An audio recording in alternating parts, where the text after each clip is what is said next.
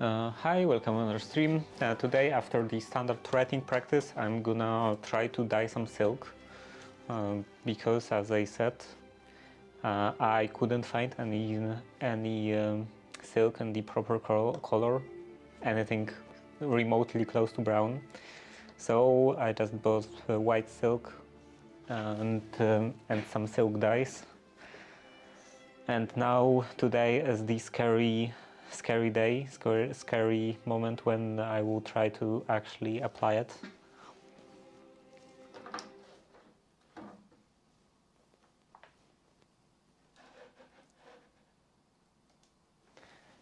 Okay, the metronome and standard practice.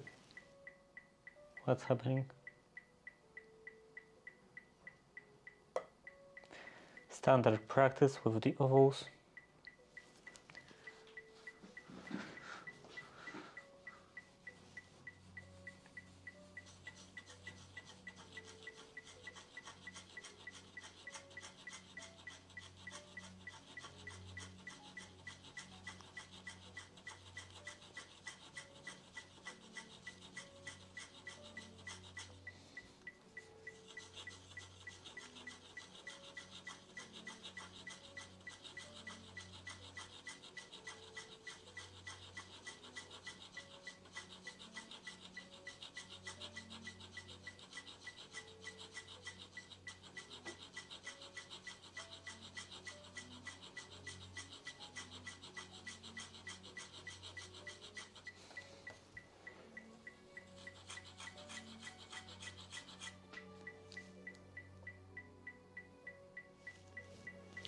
That was too much ink.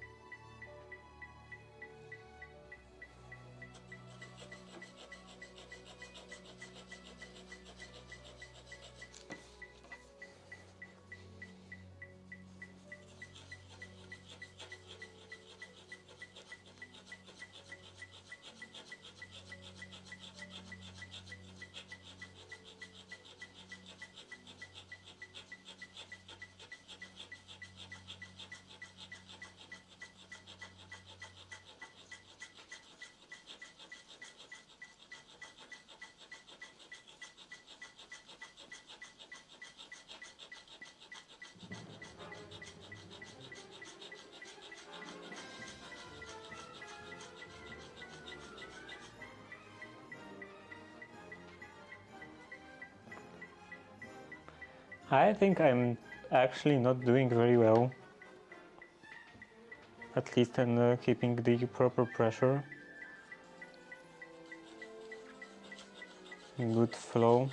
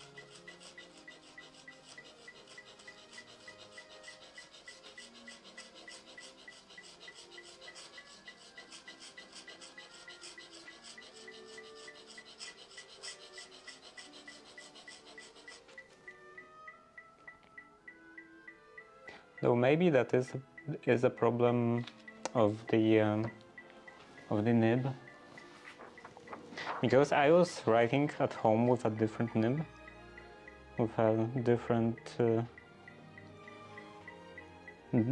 pen. I have another one of those pen holders at home, and I was trying a different nib from the same set, because there was a set of 10, and it writes completely differently. Like the flow of the ink is completely different.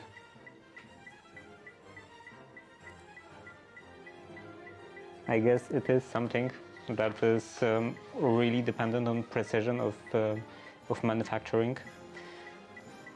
So the slightest difference already influences the performance. Okay, now the writing.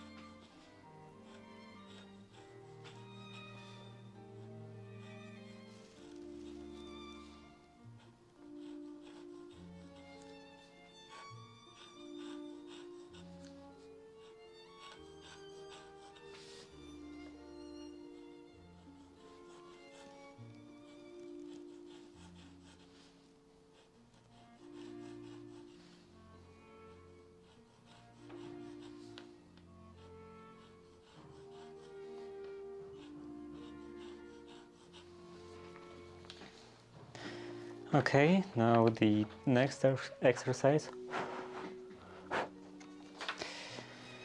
Next exercise is ovals. 6 of sets of 6 ovals.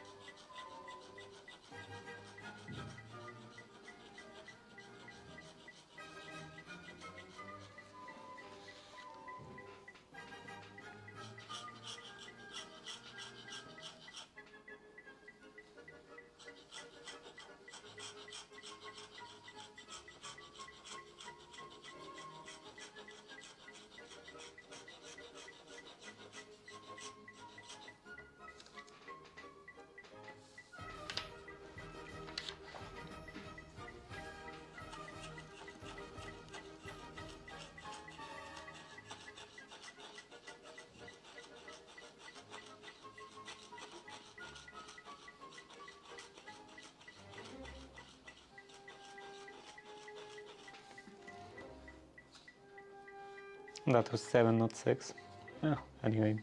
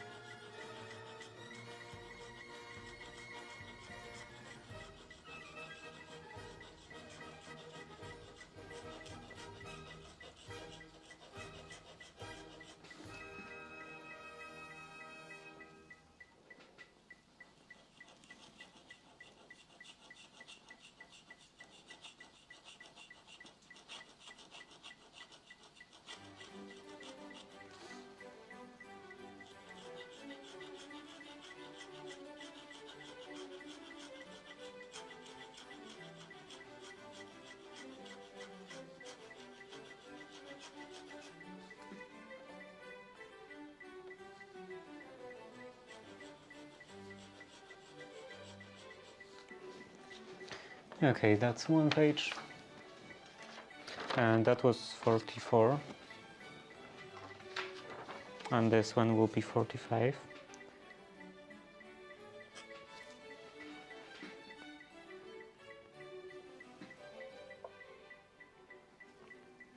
And the last exercise is 6 ovals, and then the letter A, capital A,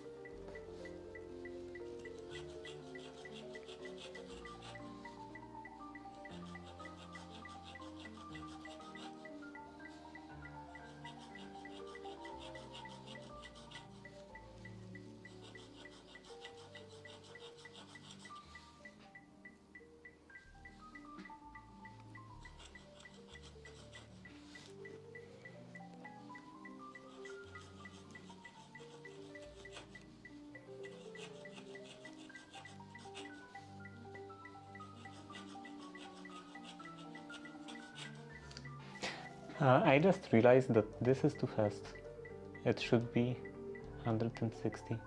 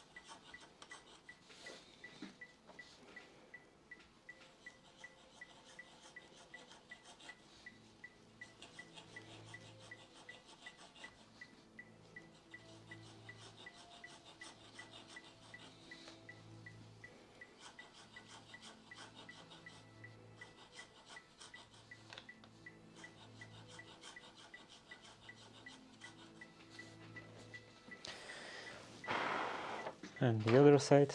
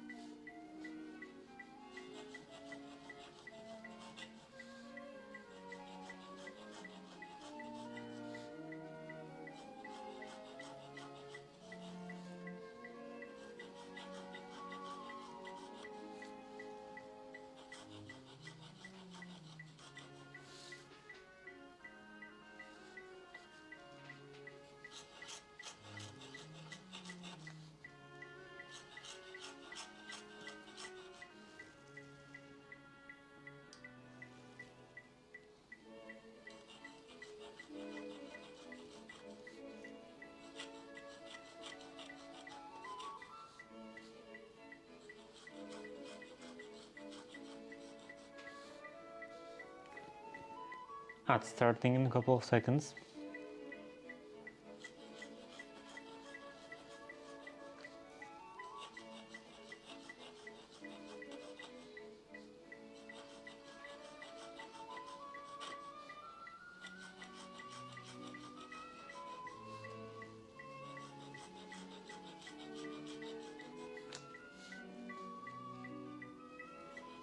And the last row.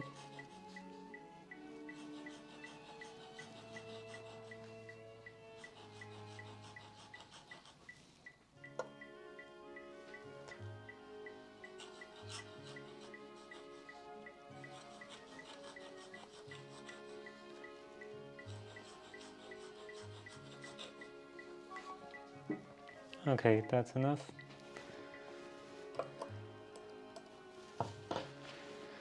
Enough of the writing practice for today, and that today it wasn't going really well, and I also think that I'm considering changing the nib,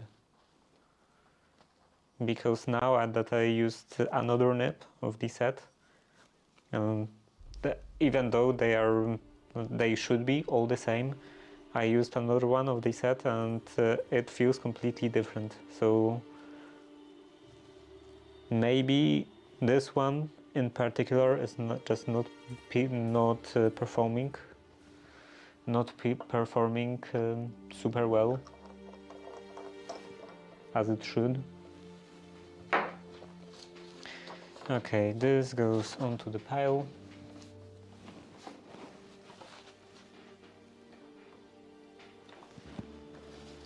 And now the next task. Oh, this.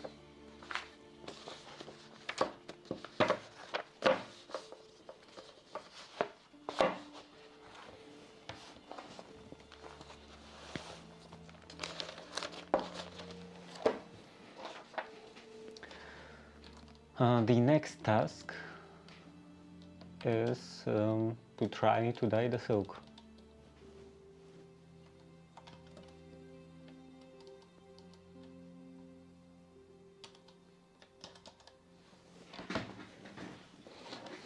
So let's get the camera in here.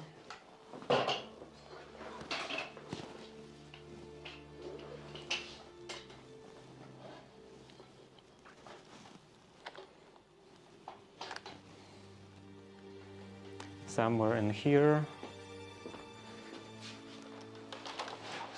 Move the monitor stand out of the way.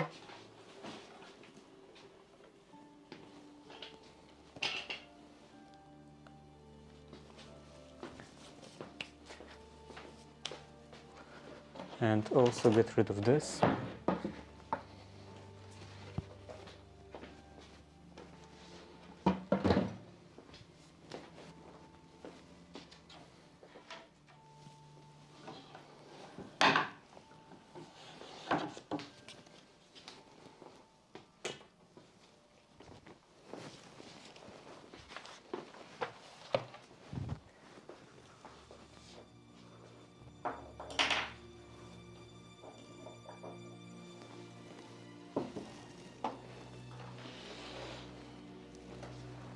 Okay. I guess I can adjust the framing.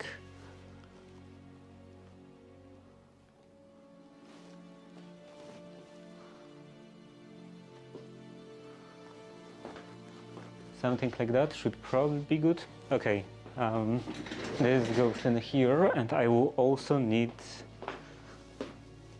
this drying rack.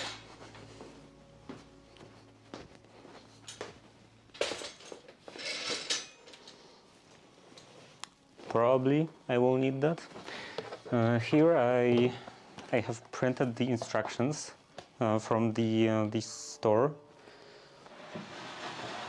in which I bought these dies.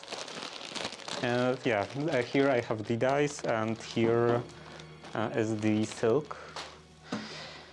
Okay, so use in dyeing. Make a dye bath composed of water, 1 to 5% of white vinegar. I assume this is white vinegar. What is white vinegar?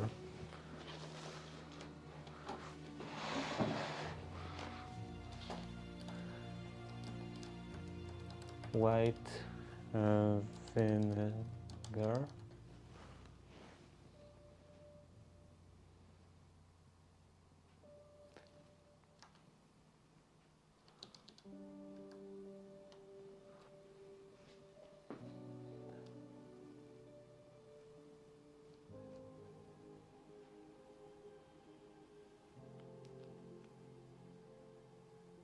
Fermented alcohol compressed to various degree of... I think that's it. That's the same thing. Well, maybe dictionary.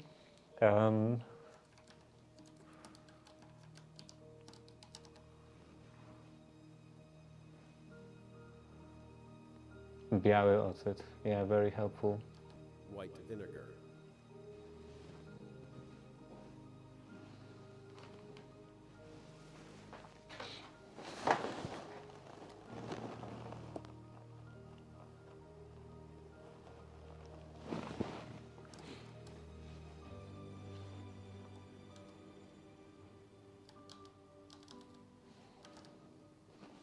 It's translating white vinegar as literally white vinegar.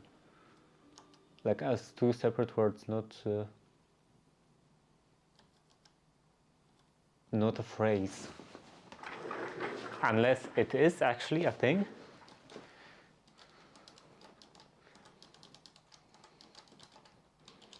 Biały ocet.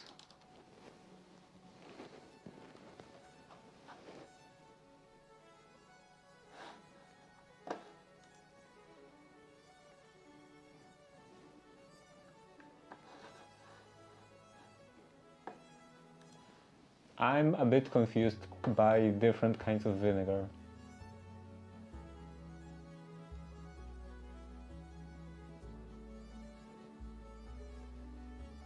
Biały ocet różni się jako spirytusowy.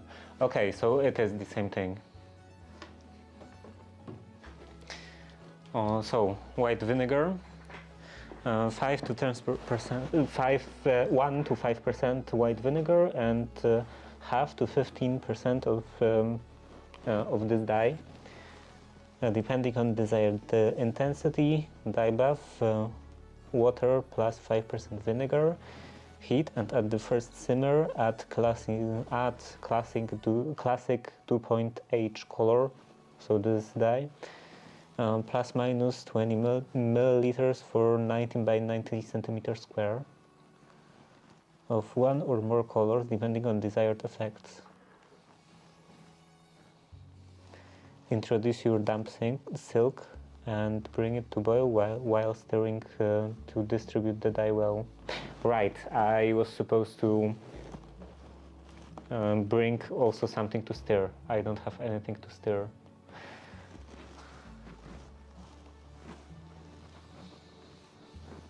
Stirring to distribute. Maintain boiling for 5 minutes and turn off the heating source.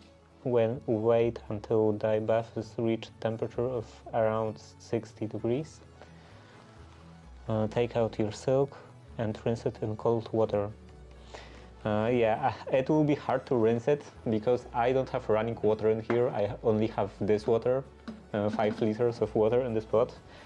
So I hope that just putting it in here will be enough, will be good, or actually not will be enough. I hope that it won't be too much of rinsing.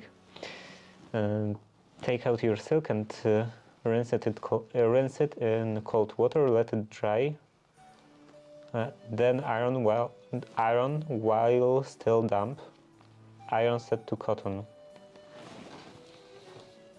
Cotton is like 2 dots, and it doesn't have any description in here.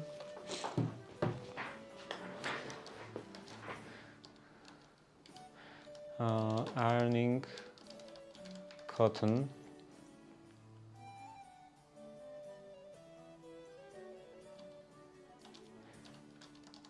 Iron setting.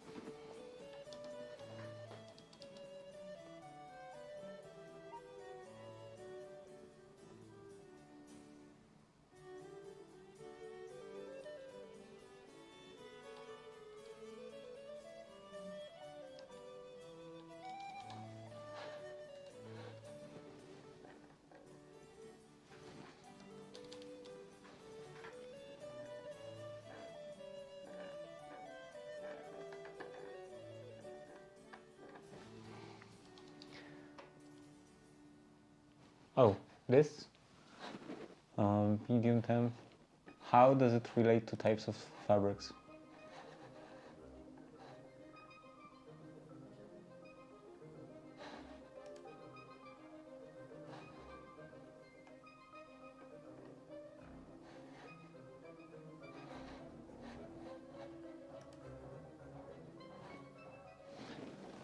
Okay, cotton, 200 degrees. So it would be on high.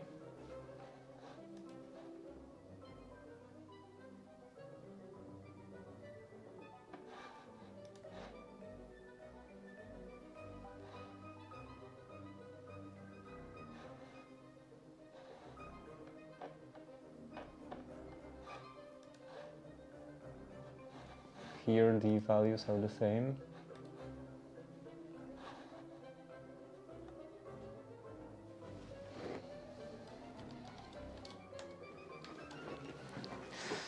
Okay, so I guess 3 dots would be, well, I would go a bit below 3 dots, would be cotton.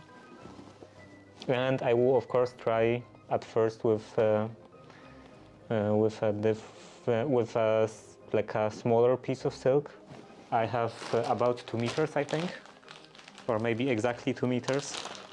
And right, I also forgot to bring the ironing board.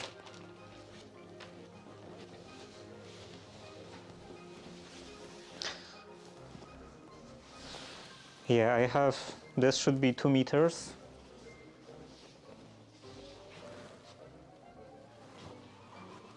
This is probably about, I don't know, like 70. I think this table has, the width of this table is about 70 centimeters, so this would be 70 by 2 meters.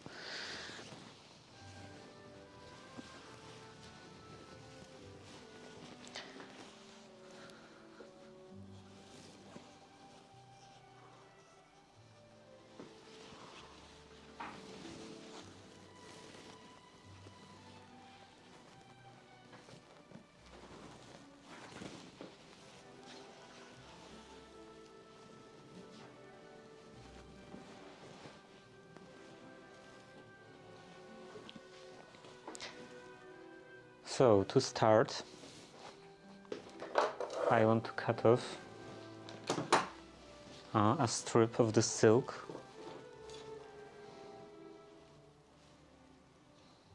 Just a single layer.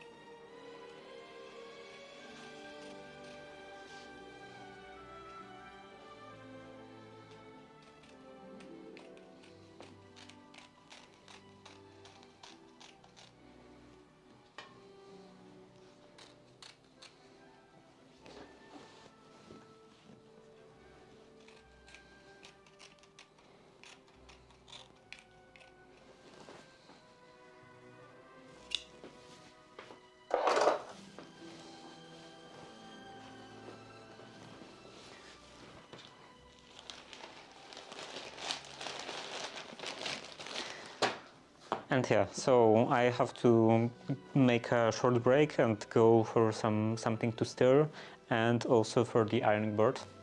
Bring both of those things. And do I need anything else? I have something to measure stuff, like this measuring jug,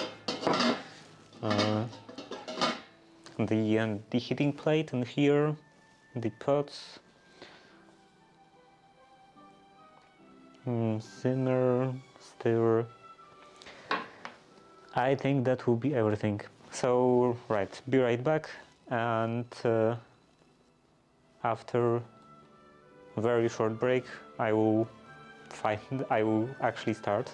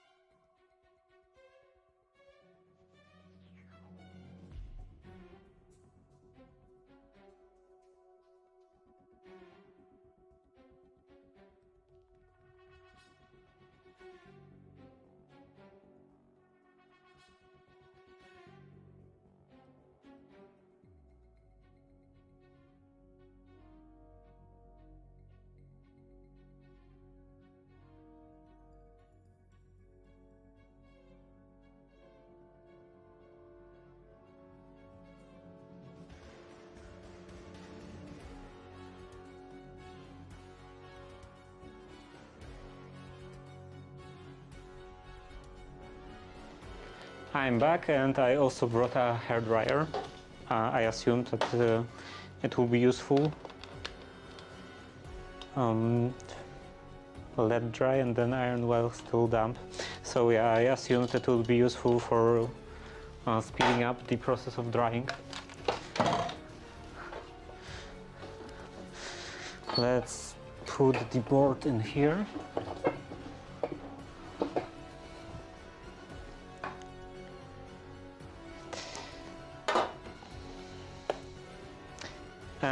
can start working.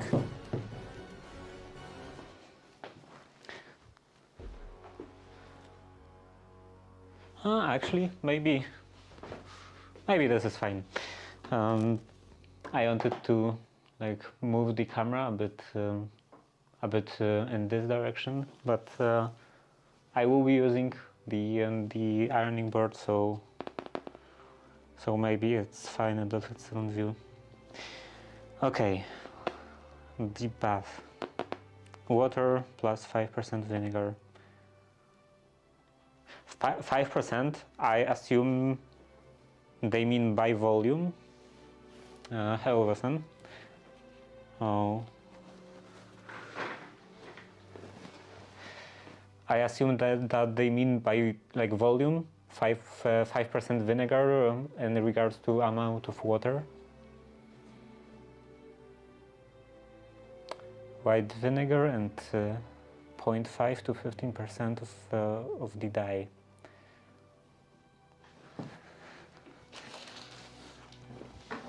Okay, let's start with this.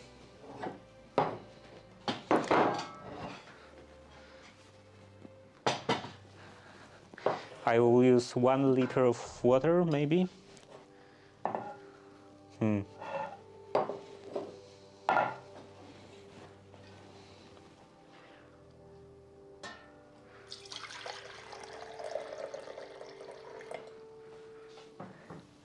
What is 1 liter?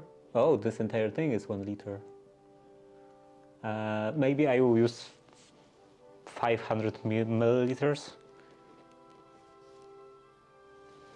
Or maybe 1 liter is fine. And I already spilled some water in here on the table.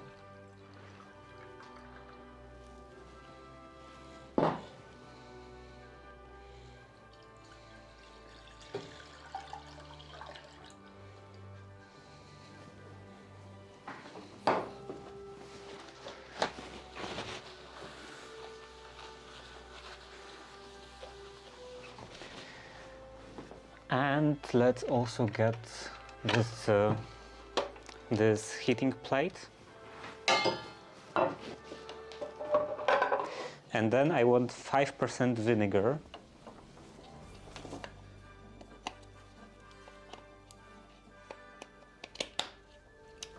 Five percent of 1 liter is like 50. Right, this would be 10%, so yeah. Up to like half of this first mark.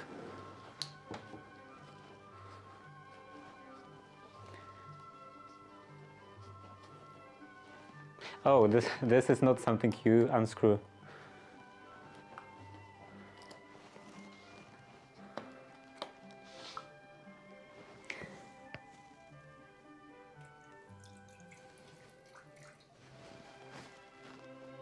Maybe that's 50.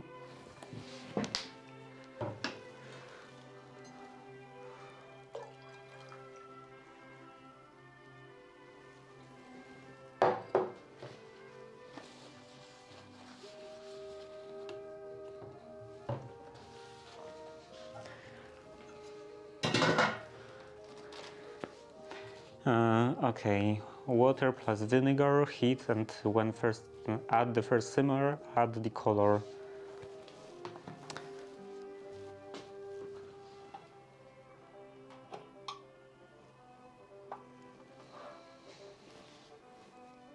So now I have to wait until it simmers. Add the color. About 20 milliliters for 19 by 90 square. It's quite weird that they don't say, like they don't consider amount of dye in regards to amount of water.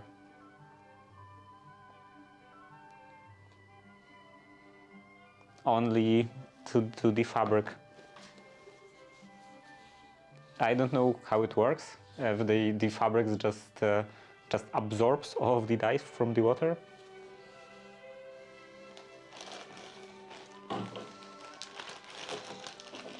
And also, which dye do I want to use? I ordered two of them. One should be a bit lighter, one should be darker. And this lighter seems a bit red.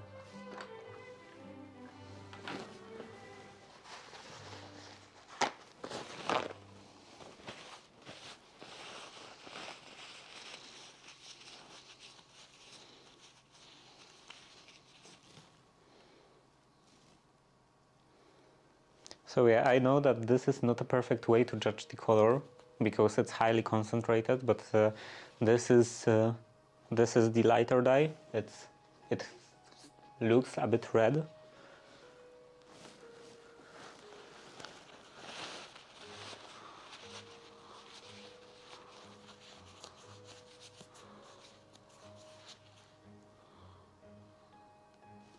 And this is the darker one. This looks much more actually brown. On camera, maybe even quite black. I don't know, maybe I want to try both of them.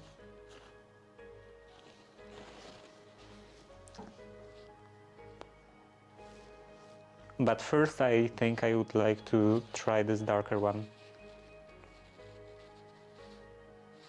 This I feel that in lower concentration could be not the best.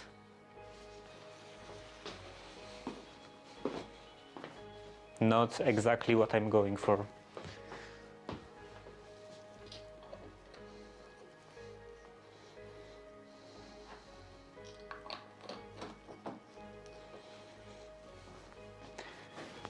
And it would probably heat up quicker with the lid on. So they say I'm supposed to add 20 milliliters. Luckily,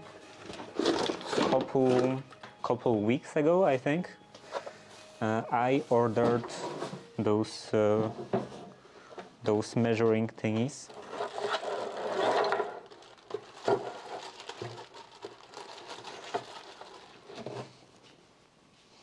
This. So this will be useful now. Then this entire thing is 3 milliliters.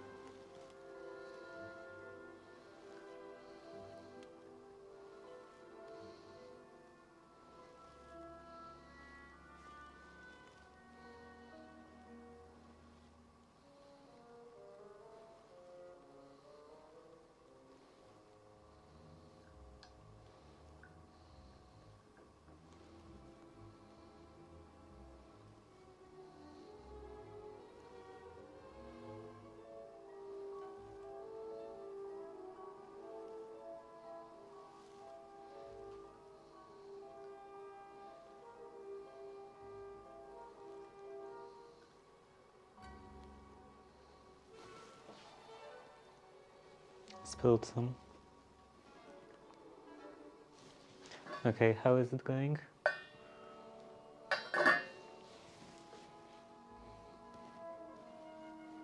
I guess most of the stream will be just waiting for things to boil. Ad starting soon.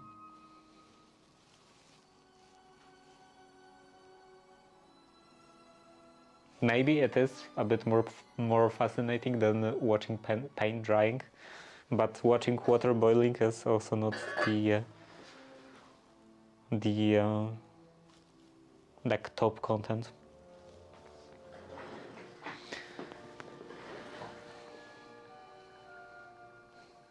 Do I have some kind of vessel in here? I guess I could use a jar in here, some small jar. I have quite a lot of jars.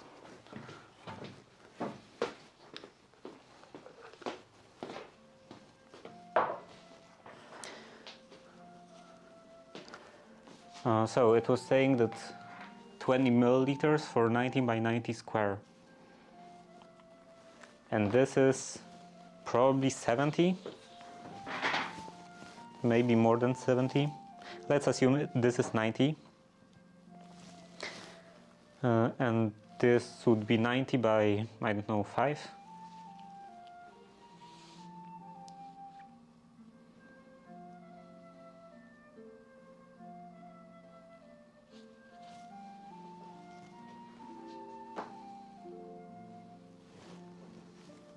So maybe actually just this amount would be fine.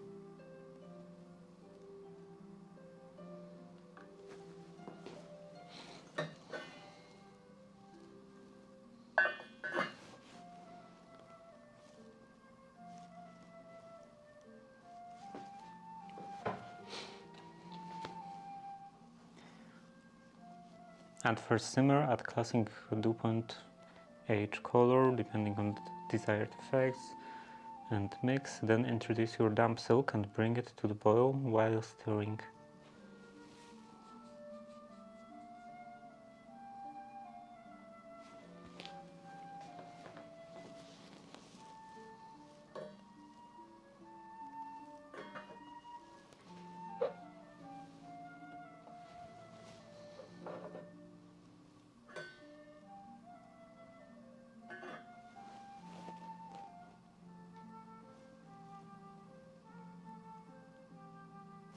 So, how is life going?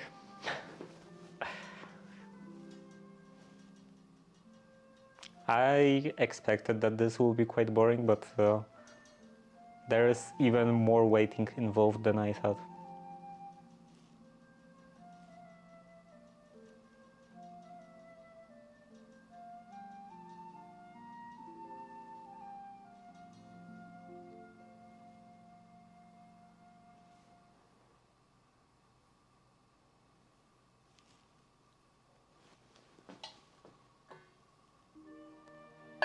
It's not simmering yet.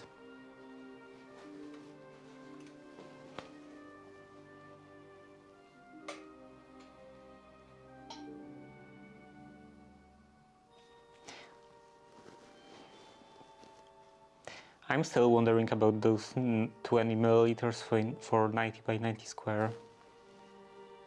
Like, they don't specify the amount of water in here.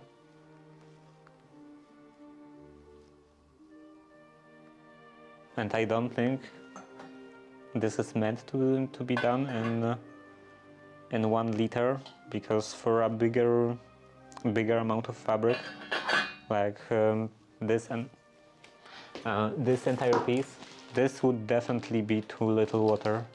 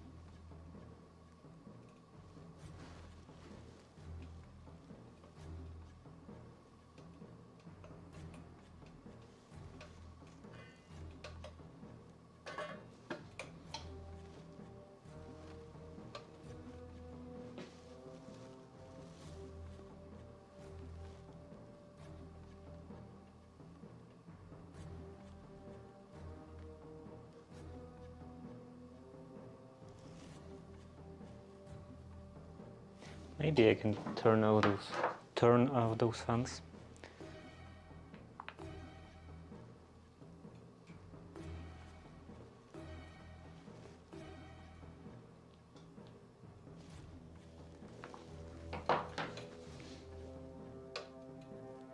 Almost. And maybe I can also bring the camera a bit closer and at least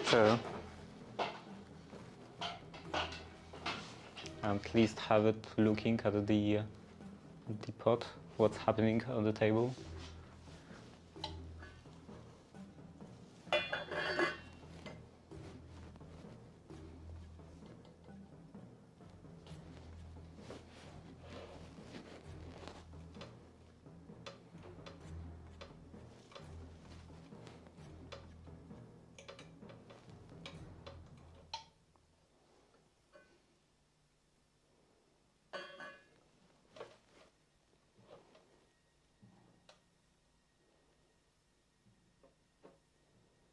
This is so slow. Like, I'm so used to the induction stove. Cooking water in an instant. This, to be fair, this I think has only like, I don't know, maybe more than 500 watts.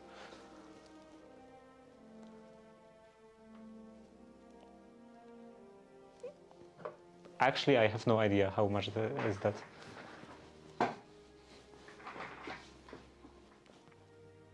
I think it is quite low. What would be the limit? Like normally you have 16 amps.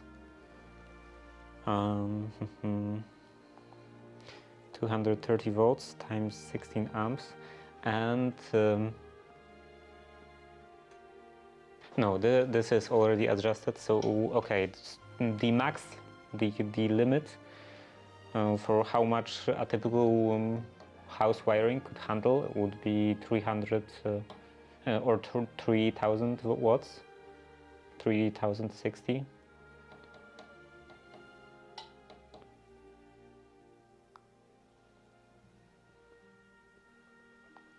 So for a single appliance, I guess the limit would be typically set to something like 1000 something, 1 kilowatt something.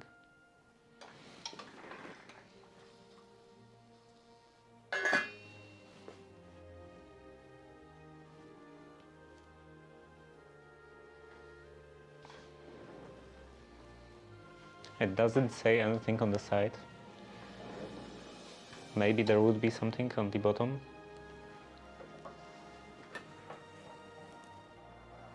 There is something on the bottom. It's exactly 1000 watts. So yeah, not a huge amount of power. I guess it is better than 500 watts.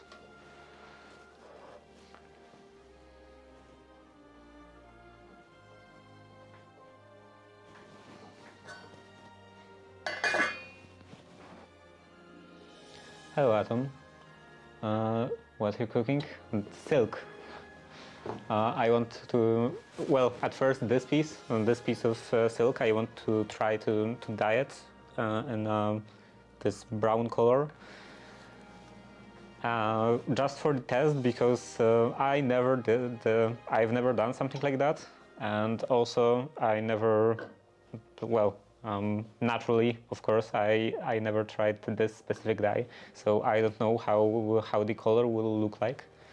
So at first I want to dye just this small piece, and if it works well, then I will dye the entire thing. This is about 2 meters. 2 meters by, I don't know, like 90 probably. 80, 90, I don't know what is the size of that.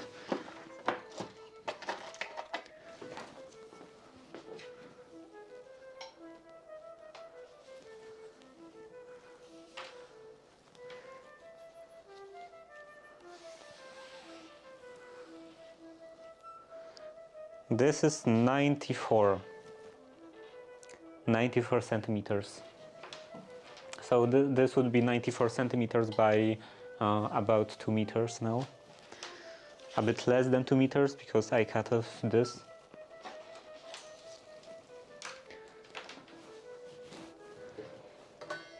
Okay, looks like this is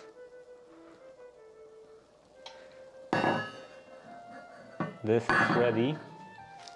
And yeah, it says that at first simmer, I think this is more than simmering.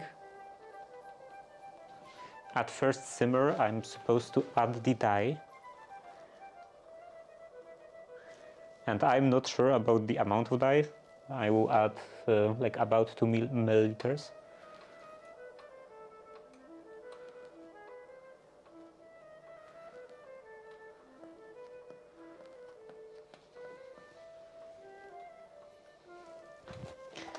And some stirring.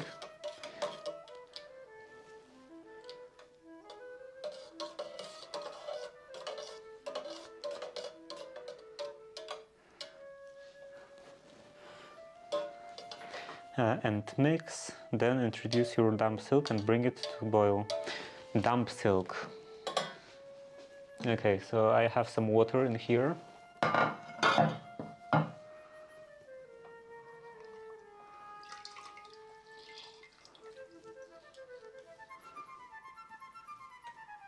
Introduce damp silk.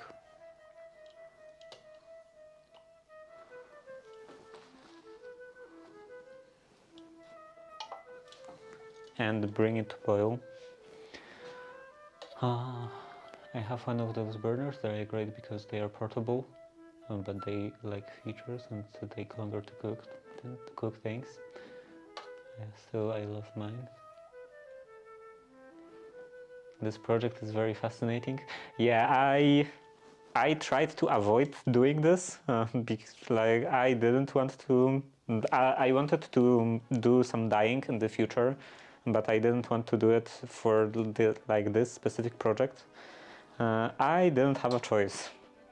I couldn't find absolutely any silk in any remotely brown color, so I just had to buy some white silk and some fabric dyes.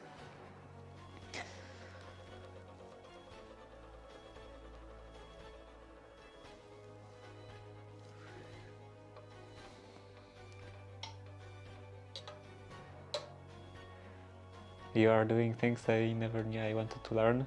I also didn't know I wanted to learn that.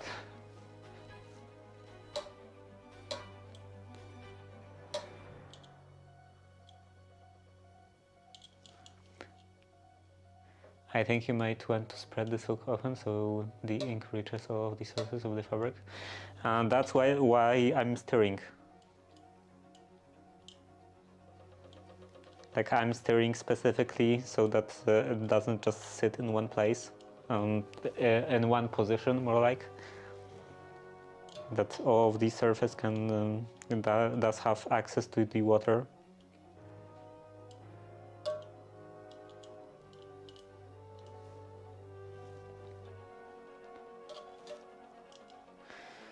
And yeah, regarding this hot plate, and this specific one is not that bad, but when I was at the university, I had another one. Well, actually, I still own it, but yeah, I bought another one because my stove that I had in my apartment broke. So for about a week, I had to use something like that. And it was horrible. It was much worse than this one. And the problem was not the power, because they have pretty much the same power, and both of them are about 1 kilowatt. But the other one, the thermostat of the other one was absolutely horrible. So it just couldn't bring a pot of water to boiling because the thermostat would be constantly turning off. So the solution that I had to employ was to blow some air on the vents, holding a hair dryer like this, and blowing some air over the over just the hot plate, like the lower part of the hot plate, so that it would cool off the thermostat.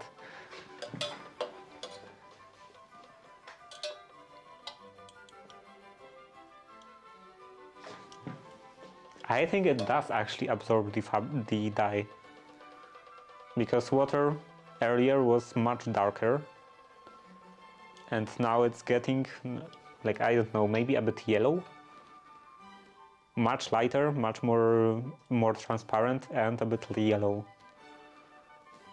and the fabric is getting darker. So maybe it does actually absorb all of the dye from the water.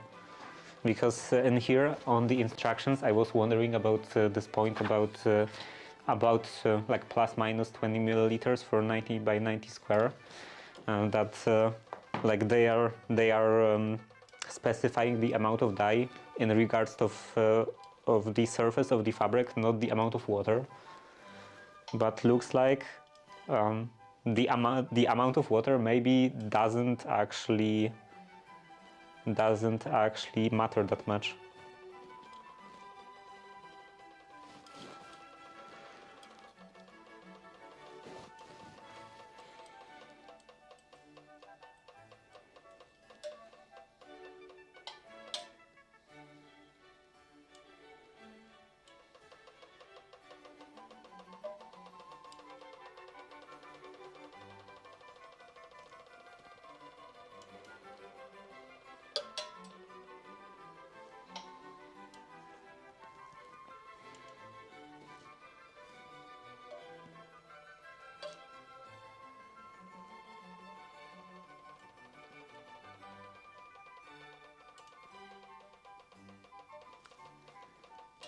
And now it's becoming a bit green.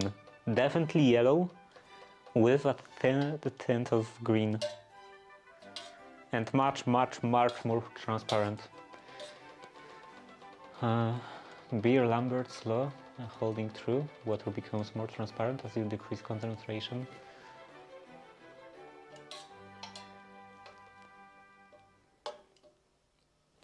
So yeah, that's quite obvious that water becomes more transparent as you decrease concentration, but I didn't expect that it would actually decrease concentration that much. That it would just absorb all of the dye from the water.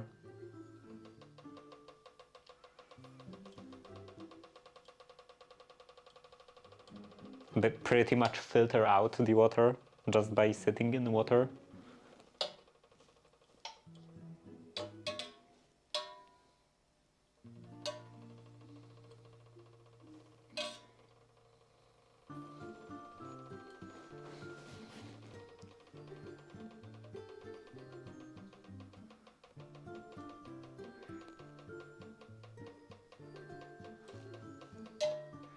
That is temp altering in ink chem. I was supposed to bring it to boil, but I don't think this will actually start boiling. I don't think this has like maybe not even enough power, because it is constantly turning on and off. So maybe I'm encountering the same problem as with the this other hot plate, that the problem is the thermostat.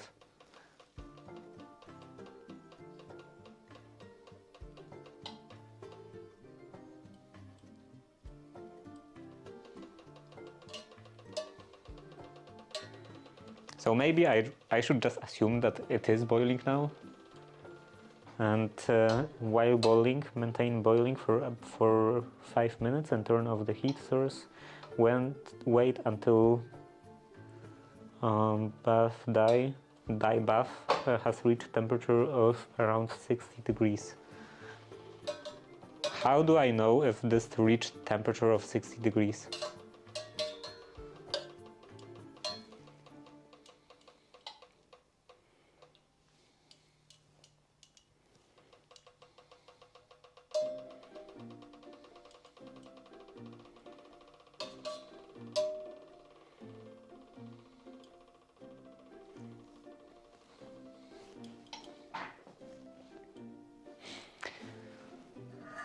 Maybe I should close it, because this way I'm losing a lot of heat, but also when it's closed I can't stir.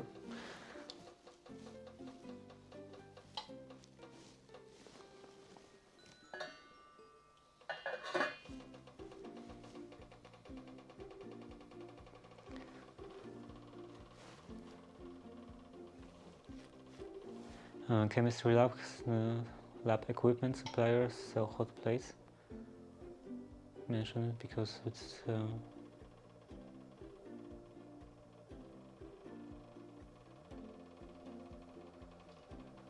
like precision of the temperature, you mean? Of the hot plate?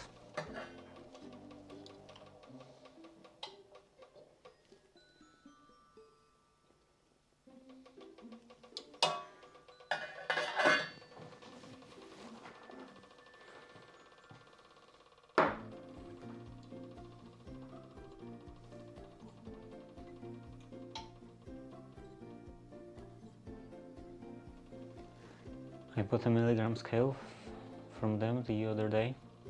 I would like to have some scale like that, some very, well, fairly precise scale that that would be able to measure something lower than 1 gram.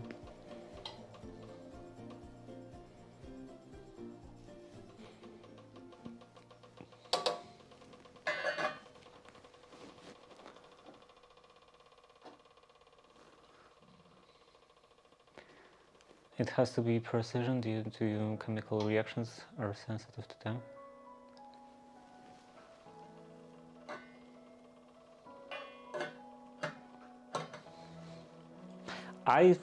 Like maybe someday I would buy something like that, but first I would like one of those magnetic steering devices, like those mixers, you know, that you put some kind of beaker or something like that on a plate, on a magnetic plate, and you put a pill, basically like this mixing pill inside the beaker, and it stirs and spins it around with magnetism.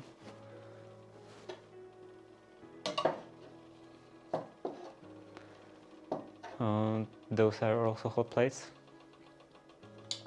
Yeah, what is are those normal kinds of hot plates, or what is the kind of power they have?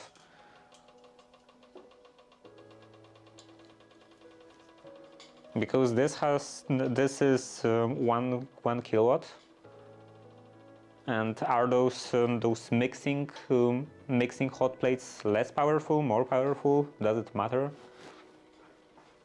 I would think that maybe it matters because of magnets.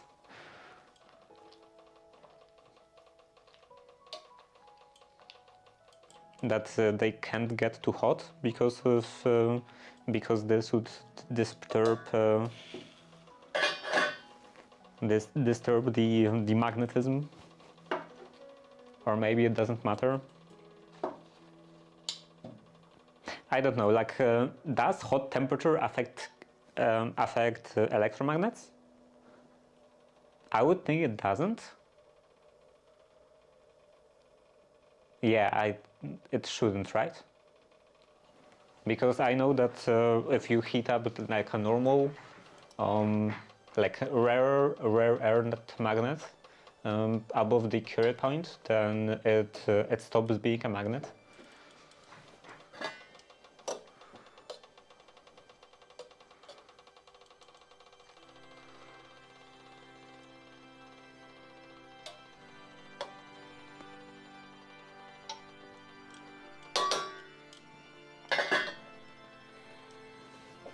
But magnetic field of an electromagnet shouldn't be dependent on that, right?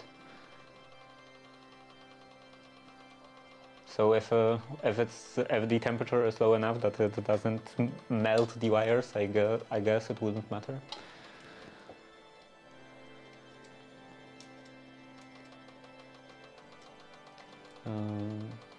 I don't know. They get hot.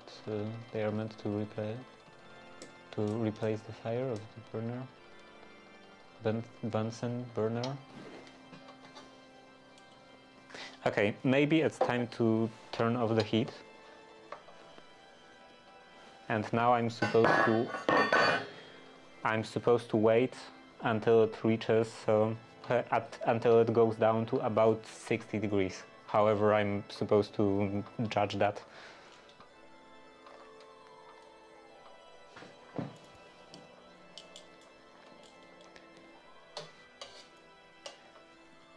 I think it has maybe a bit of a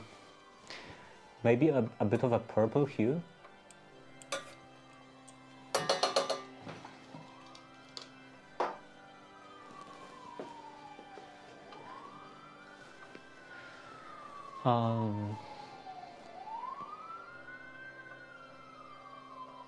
A flask meant for Bunsen burner has a sphere bottom, while hot plate will use a flask with flat bottom. If you heat a magnet, It causes material to lose magnetism, looks good.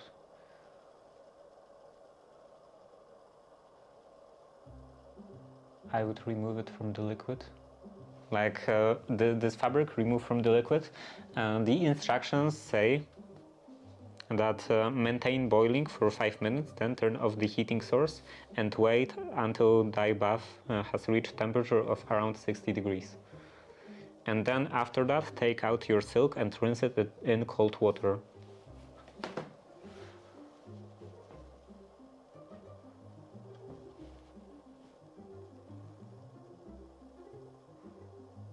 Maybe I should like remove it from the hot plate.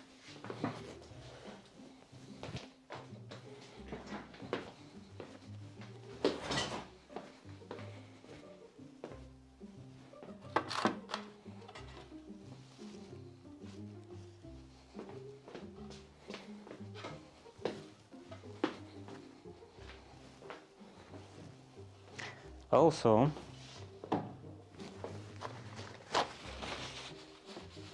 get rid of this.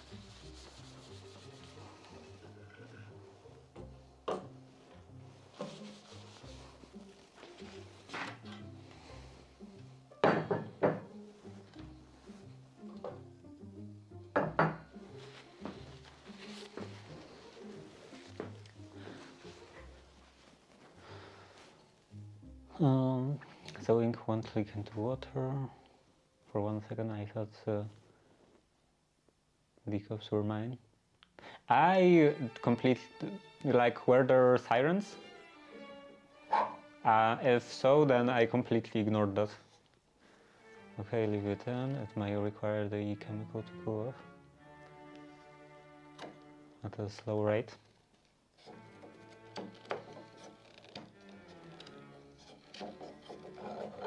And yeah, the rinsing in cold water will be a bit of a problem because, like, first of all, I don't have running water in here. I only have water in this pot. And also, I wouldn't exactly call it cold. It's, well, let's call it room temperature. Maybe it's just slightly warmer than room temperature.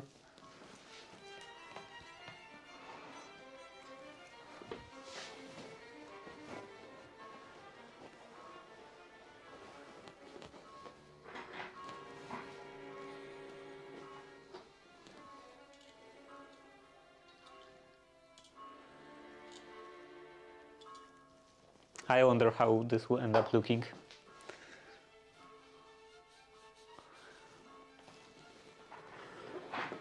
And I also wonder how would the other dye look like. It is a bit lighter and a bit more red.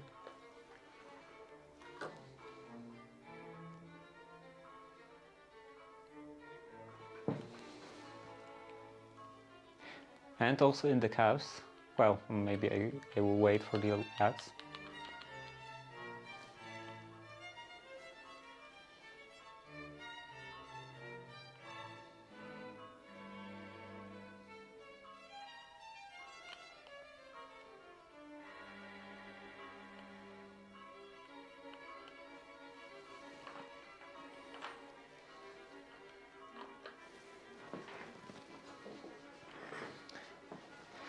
Take out your silk and rinse it in cold water, let it dry, then iron while still damp.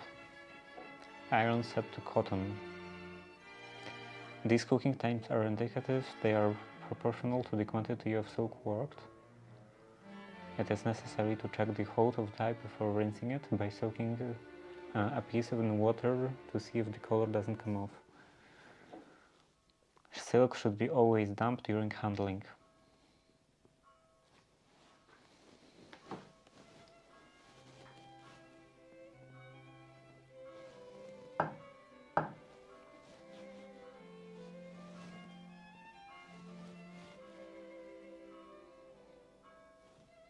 I still don't know how to tell if this is when this will reach about 60 degrees. And yeah, I was going to say that in the cups this is the dye I'm using right now, and it has this sort of yellow tint on the inside of the cup, and this one doesn't. So I wonder if the water after dyeing would look the same.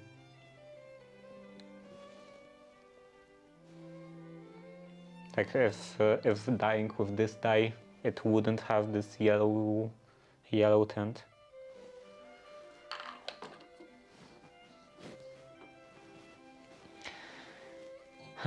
Heat is actually kinetic energy, it vibrates chemical bonds.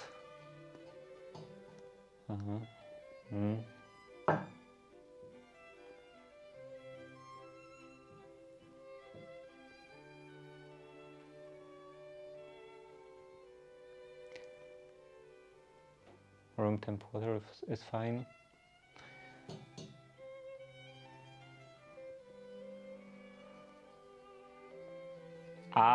Like kinetic energy. I don't know how this is relevant.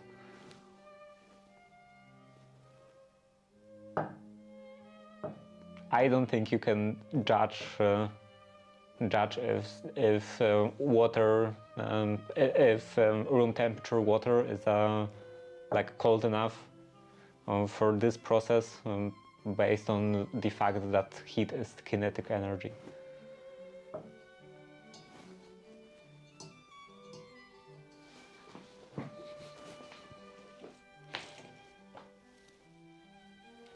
Like maybe the difference between room temperature and what you would consider cold is nowhere near as big as between room temperature and boiling, but it is still quite a bit of difference.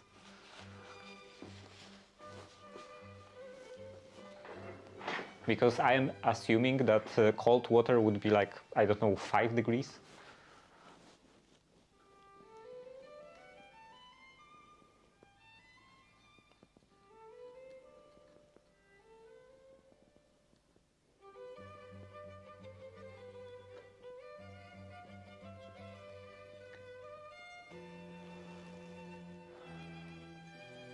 I mean that it requires very high heat to break the bond.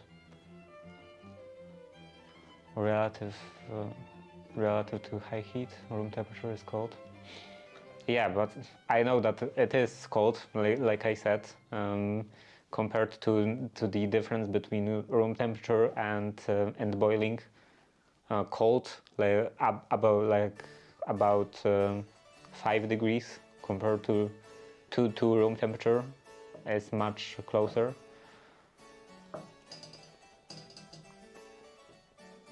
But I still don't know if it's close enough.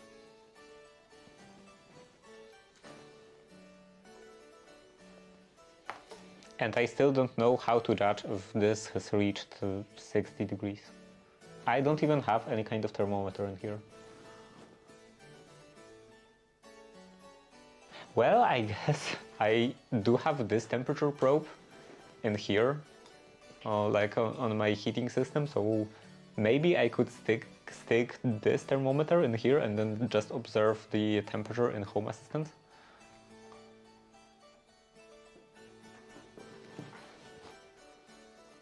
It would be quite stupid. So seems like perfect solution.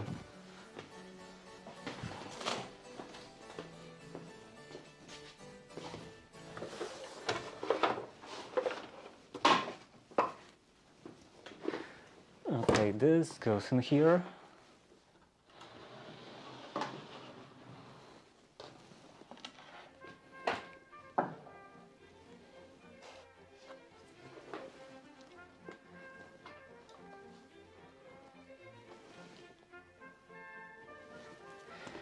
Okay, and then this temperature probe goes into the water. And now I should be able to observe the temperature in Home Assistant.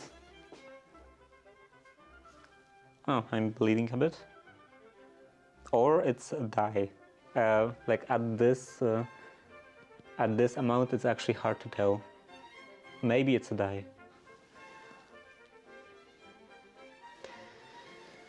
Okay, where would be that that temperature?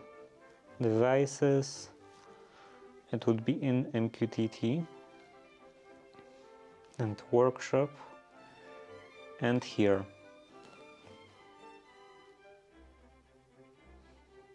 So soon I should have fairly big spike in here.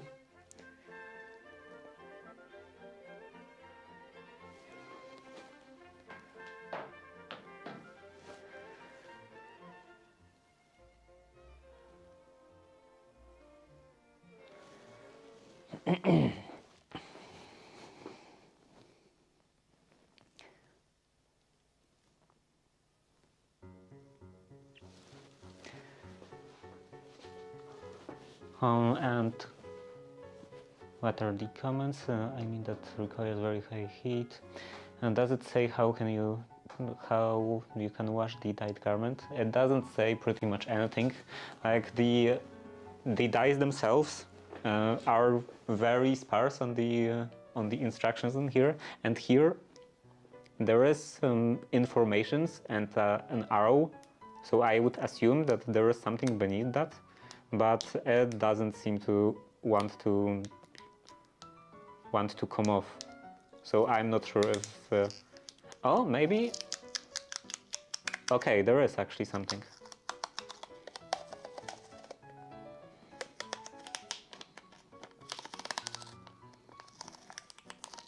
And that's it. This is useless.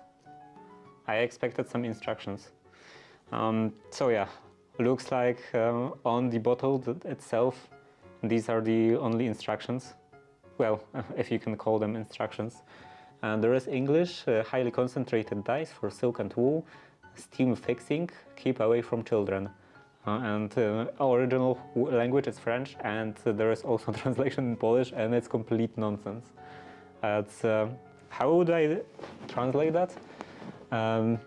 Highly concentrated colors of silks, of silk and wool. Attachment, steamy, protect from children. Attachment steamy is the best part. So yeah, that's it for the bottle itself. And this is the description, the instructions from the description from the store. And it doesn't say anything about washing. Only the steps of doing the dyeing process.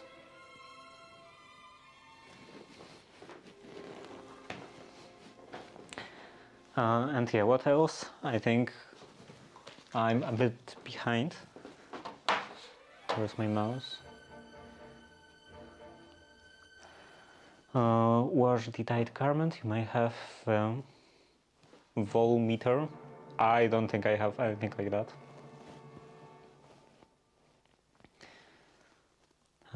Volumeter has a probe to read temperature.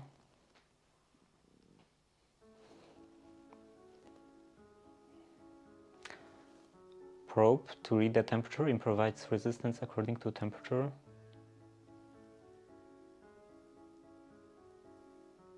Like something you would put into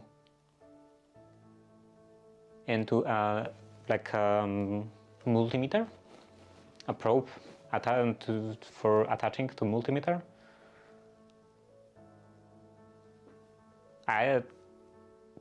Like, how was that called in Polish? I know that it is a thing, and I used it a couple of times, but no, I don't have anything like that in here. This is my only option right now.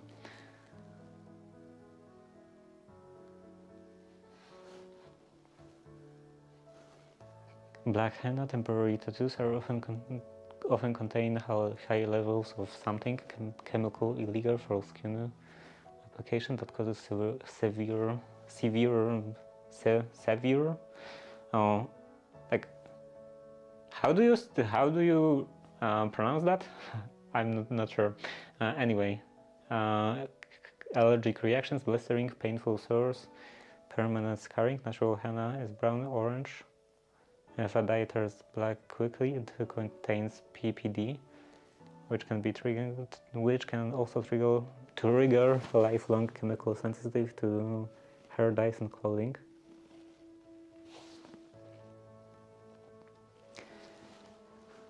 It's a coal tar cancerous dye. And are you suggesting something that this contains some cancerogenic stuff? Okay, what is the temperature? It's 65, so maybe it's enough. Yeah, it's supposed to be about 60.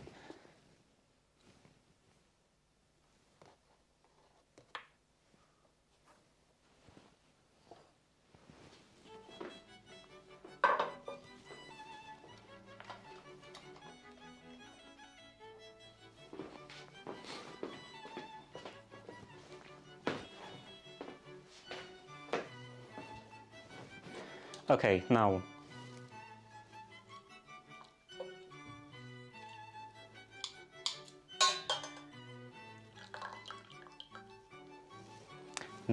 I'm supposed to rinse it in water.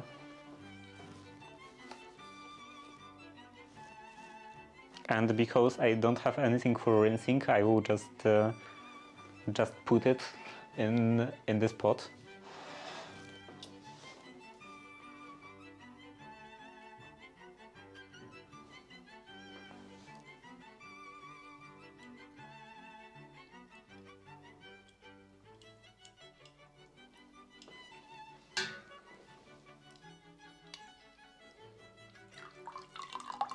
And it doesn't look like like any color leaches into the water.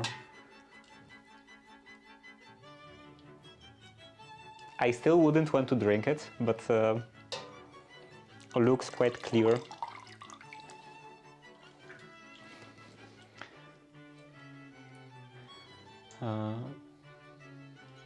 Check that doesn't contain PPD. I won't judge you if it contains PPD and you still use it. Yeah, I would definitely still use it. It costs money. I won't buy a new one. Like both because of money and also because of time. I don't want to like look for another dye and then order another dye, wait for delivery.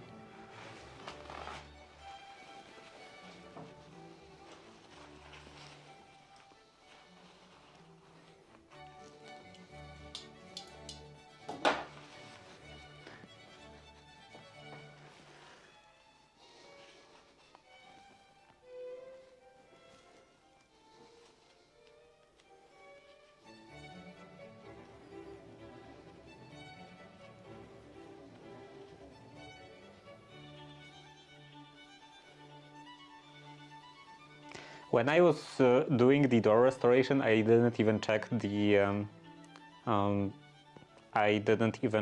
paint for lead content, if it contains lead.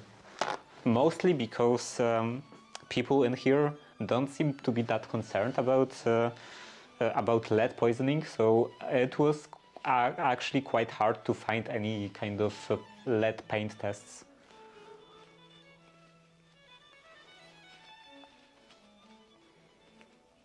On YouTube, I saw a lot of those like quick tests, kind of resembling a marker that you could just scrub the surface, painted surface, and then it would turn, I think, red if it contains lead. But these are not available in here, and pretty much nothing is available in here in terms of testing for lead. So I assumed that it just wouldn't contain any lead.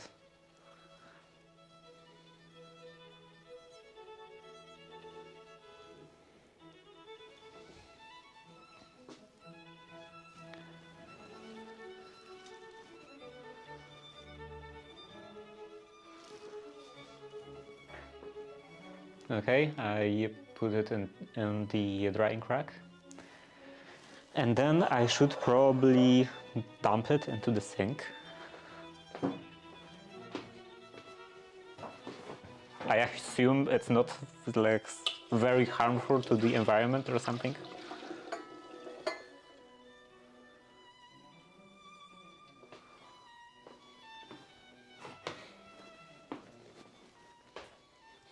And if it is, then well, what else I would do it with it?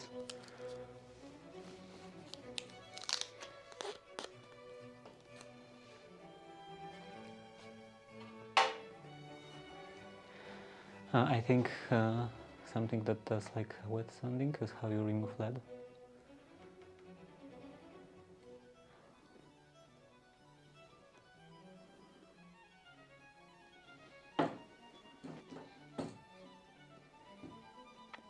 Yeah, when I was like some of the doors I was sanding and some of the doors I was stripping with first the paint stripper and then with fire. Well, actually, both kind of interchangeably. And yeah, when I was sanding it with the power sander, this oscillating sander, I at least tried to get some better quality mask, face mask. Just well, maybe not to be sure, because I think it would still be harmful if it did contain lead, but at least to have, if it would contain lead, to at least have smaller concentration in the air, in the inhaled air. I put fiberglass insulation for all of my house. My dad never told me. Line protection. I did this for a few years.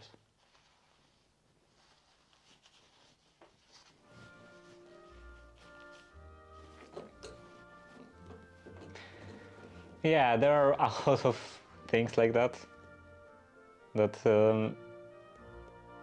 you learn how to do something from other people that are not like super safety oriented, and then after a couple of years you find out that this way you've been doing that is super ultra harmful.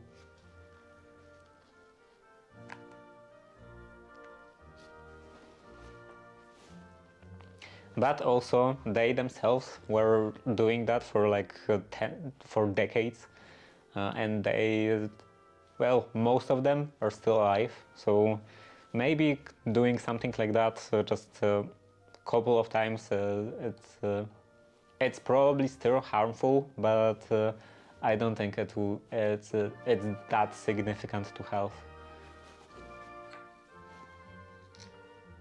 Like, you probably won't die from it.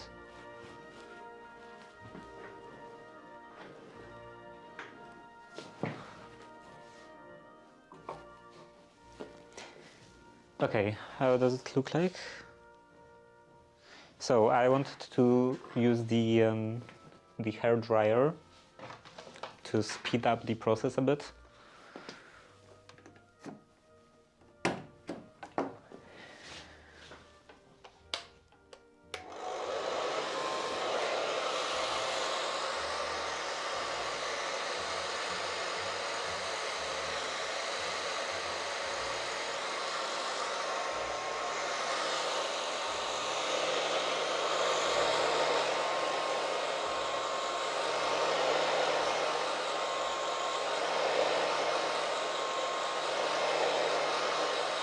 And I feel like it does seem a bit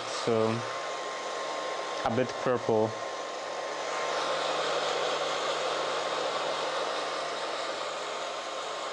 Maybe I need to use higher concentration.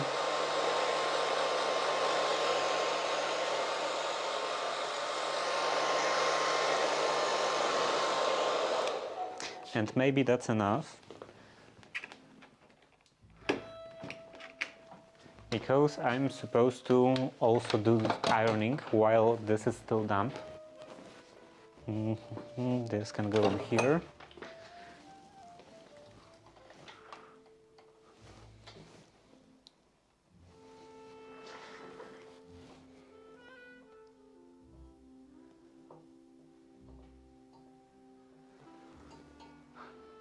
I'm fine, that's good. Tell me when you die. I know that the camera changes the color, but it looks cool. It's blood purple. Dangerous villain vibes. Yeah, like the color itself would be fine, but I don't know how it would look like with the main velvet, with the very dark navy of the main fabric of the gown. It would be nice to have something that actually fits. And I think, I'm not a color expert, but I think that brown, like pure brown, would fit fairly well.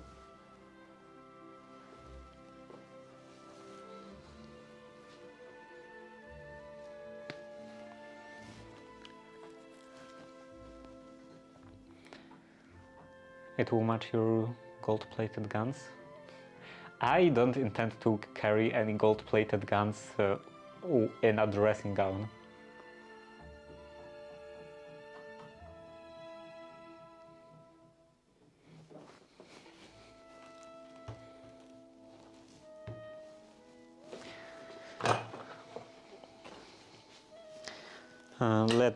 Let dry and iron while still damp. Iron set to cotton.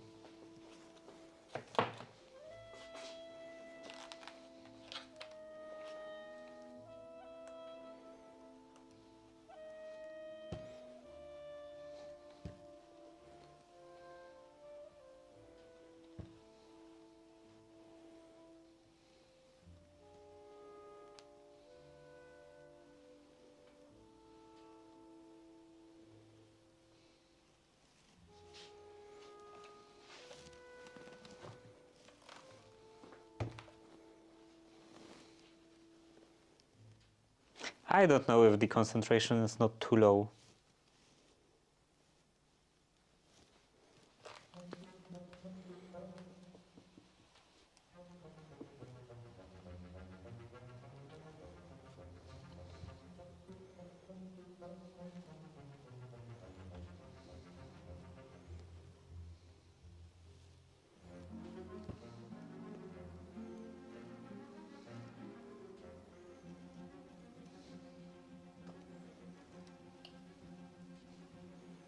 Maybe I should try again with more dye.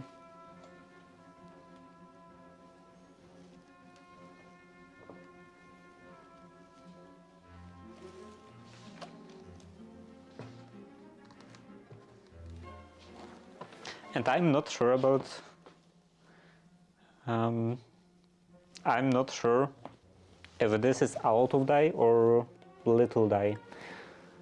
Because in here they say 20 milliliters for 90 by 90 square, and up here they actually say about percentages.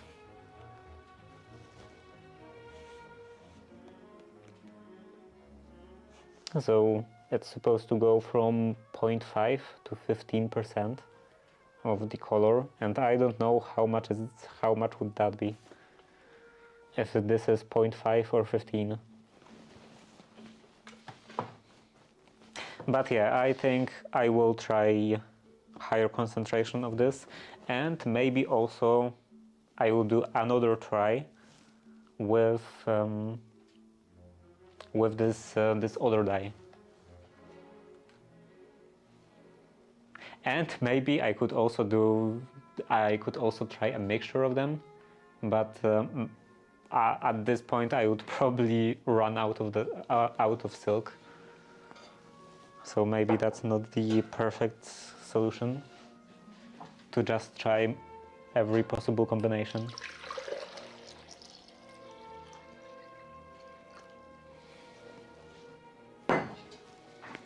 Yeah, it's definitely slightly yellow, very slightly.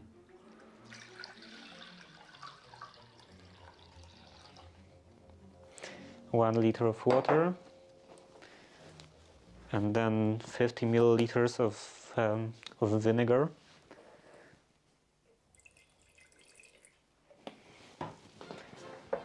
I think this is 50.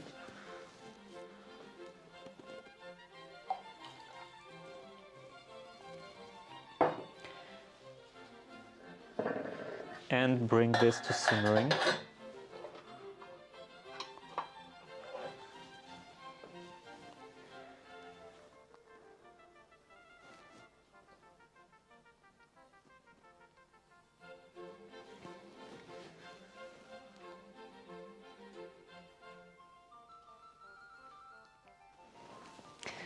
Okay, so what was the rest in here? Oh, I should turn off the iron. Villains never start off as evil, at least in my research of movies. They are good people, they have bad things done to them. Well, sometimes they are actually good people. They just very forceful about their goodness. Like they want a perfect world that doesn't have any kind of bad stuff like happening, but they want to force it with violence. So like kind of solution to not have any bad people around, just killing all of the bad people. That's, I guess, quite villainous. You're literally one, but they're becoming a super villain. I can't afford being a super villain. Like being a super villain, I think requires quite big funds, because all of that super villainous stuff, all of the devices and things like that, seem quite expensive, and I can barely afford anything.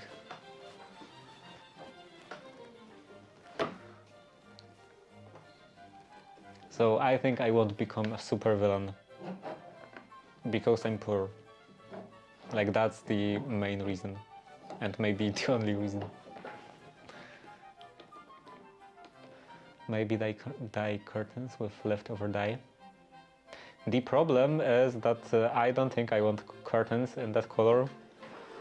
Like it would definitely be enough for dyeing curtains, or even more than just curtains, because I used about 2 milliliters. Yeah, 2 milliliters of dye for this thing, and it has 125.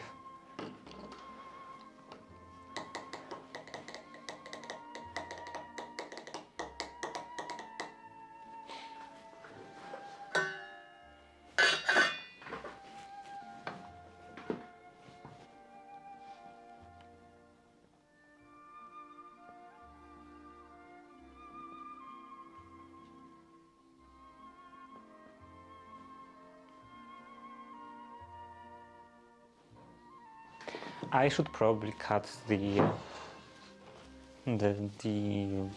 other piece of silk.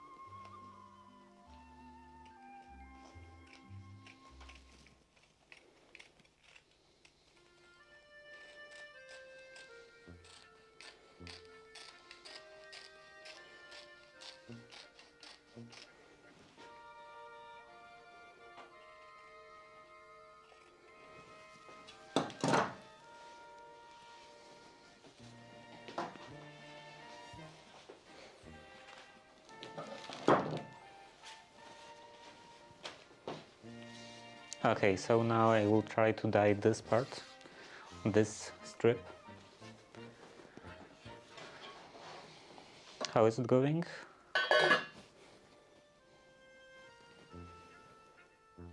It is heating up.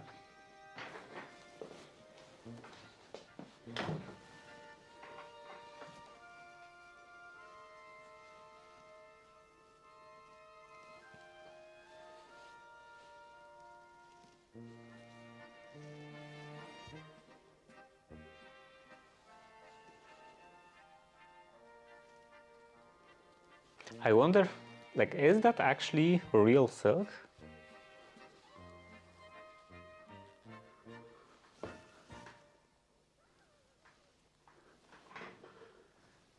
It should definitely be a real silk, but I'm not 100% sure.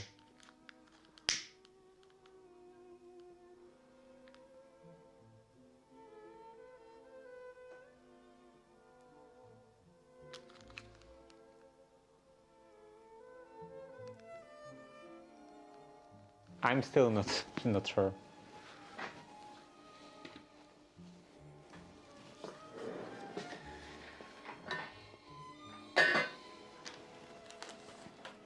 Because like I'm not quite sure, because it is like electricizing, like it's picking up static electricity.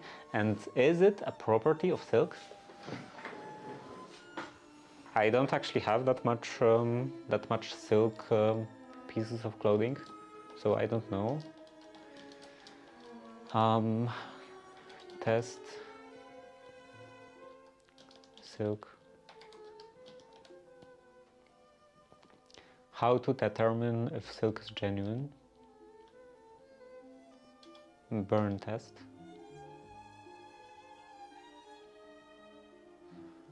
In genuine silk, the flame is invisible. And it smells like burnt hair.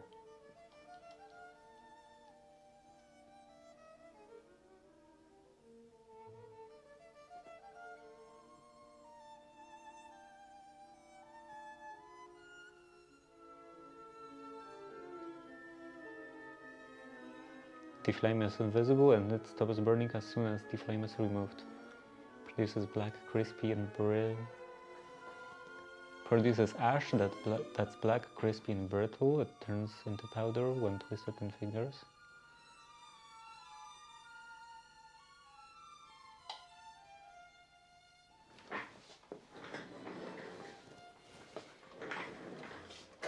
Is it simmering? Not yet. Back. So yeah, I was talking about something before the ad and at the start of the ad, but I forgot what that was. I was saying that I was definitely won't become a supervillain because it's expensive. And then was I saying? Oh right, the dice. The dice curtains, maybe dye curtains with leftover dye. I would definitely like it would definitely be enough dye for dyeing the curtains, because I used 2 milliliters for this piece, and this entire bottle has 125 milliliters. But the problem is that I don't think I want curtains in this color.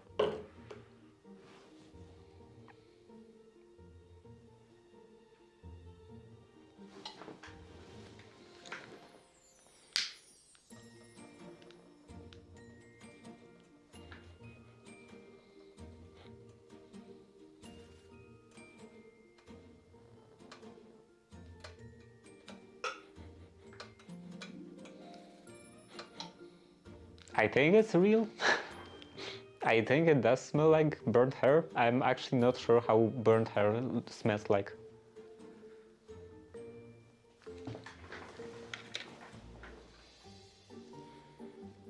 But yeah, I think it doesn't smell like plastic. So it probably is real.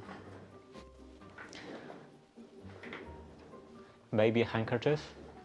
Maybe I will just leave it in some kind of box and leave it on a shelf for eternity. Does it have any kind of use by date?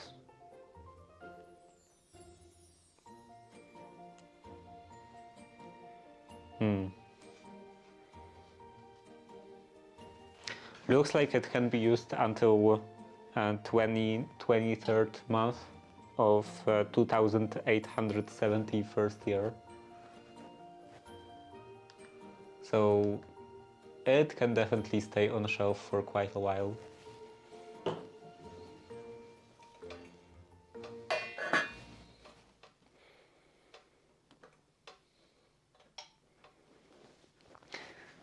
Sounds like me. I have unopened boxes of things I was planning on using and never got around to it.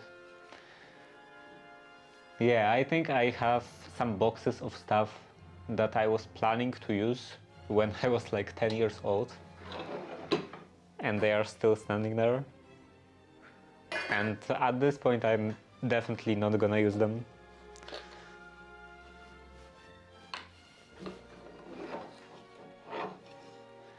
At least you used yours? No. Like some of them I did, but most of the stuff that I was planning to use and I just kept, they are still on the shelf. Sometimes, in some cases, not even in here, in somewhere in the attic.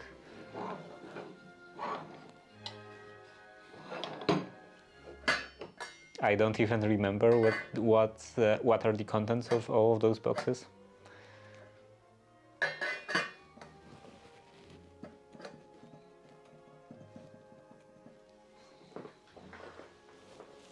So I used 2 milliliters last time. Now maybe I use more than 3.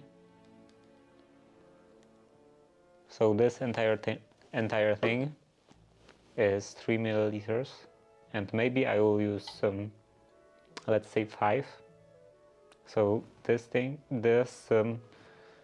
amount, and then up to here.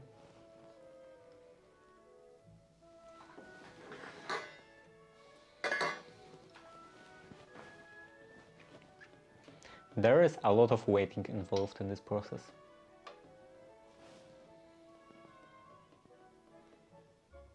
Maybe I should mark it in some way. So this was 2 milliliters. What can I mark it with? Will ink work?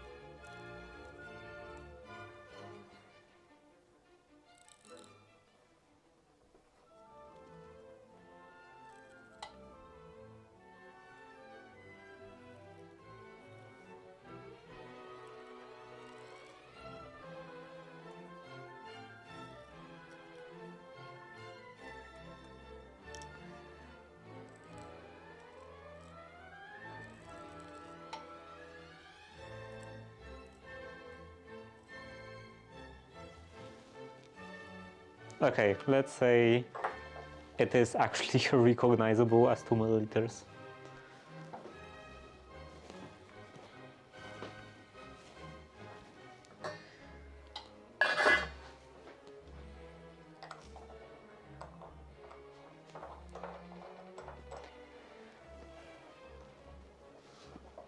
The key to being a good chemist is being very patient. Yeah, I wouldn't be worried that much about the fact that there is a lot of waiting if it wasn't a stream. I'm not worried about my own patience. I'm worried about the fact that this is not very exciting to watch. And to be fair, there are not that many people in here to like scare off with something that's quite boring. But you know, if someone would come in here to check out what kind of stream it is, they would immediately run away, because it's too boring. Okay, looks like it's simmering. So now I want to put in some dye. This is 3 milliliters.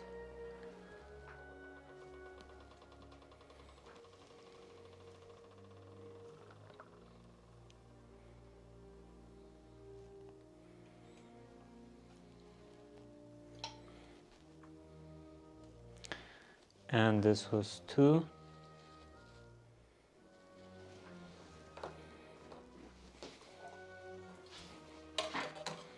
And now it's very purple, like the foam on the edges especially.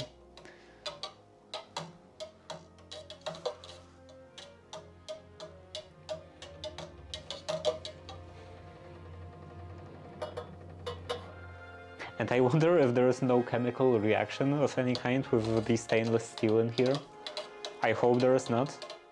Like there is nothing, because these are like my normal pots that I intend to still use for cooking.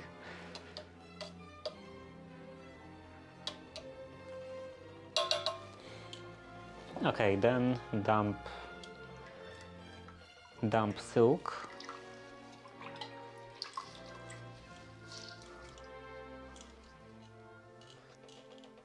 And put it in here.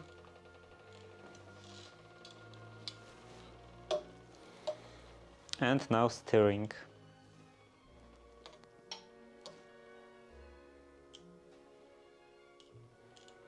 It's very purple.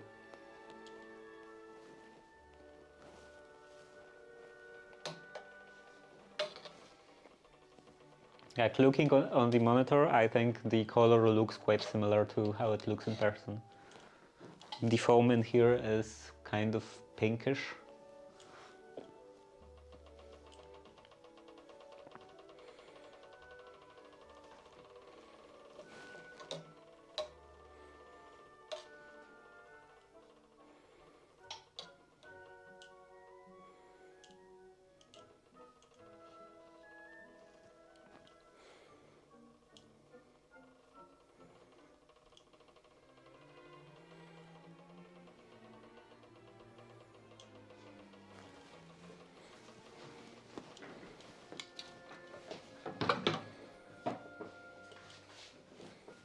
It still fascinates me how it just absorbs all of the dye from the water.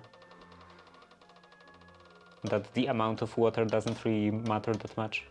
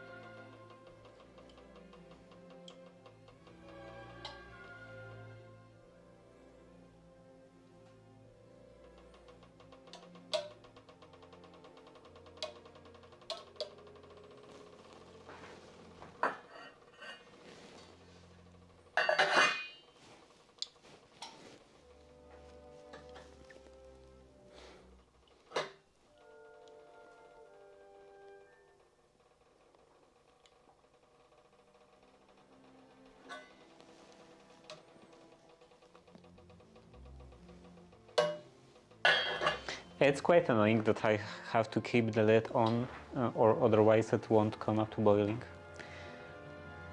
It's necessary to check the hold of the dye before rinsing it. Silk should always be damped during handling. These cooking times are indicative, they are proportional cooking times. So this is definitely technically a cooking stream.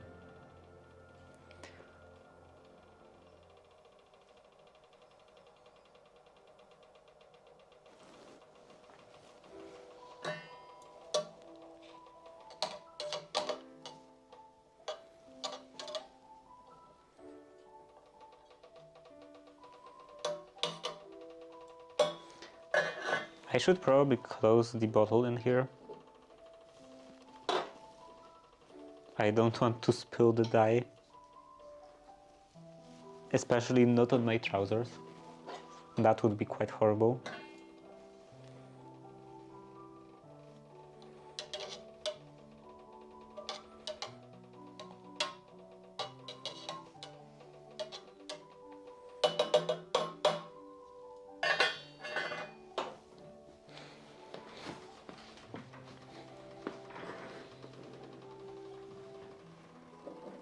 How about this this like PPD or whatever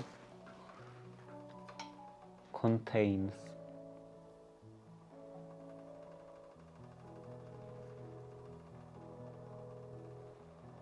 I don't remember what that substance was called, like the full name of that substance, but in here there is only one substance listed and it doesn't have any P's or any D's. Well, there is sulfonato something. Trisodium bis 3-hydroxy-4-2-hydroxy-1 naphthyl azo 7 nitronaphtholene.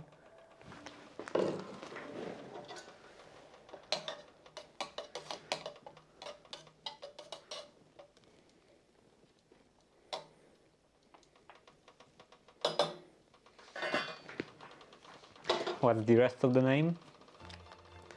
Naphtholene 1-sulfonato 3-chromate 3-57693-14-8. I think that's like one chemical. It doesn't have any commas in here or anything. So I think this entire thing is just one name.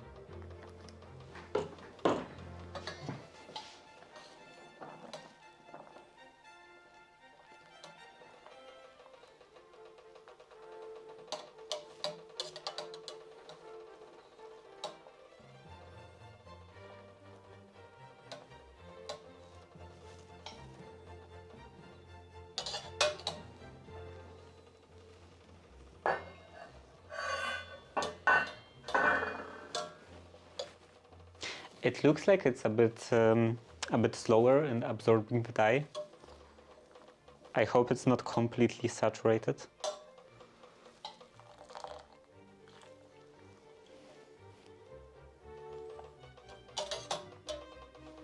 Well, it wouldn't really matter, I think, if it was.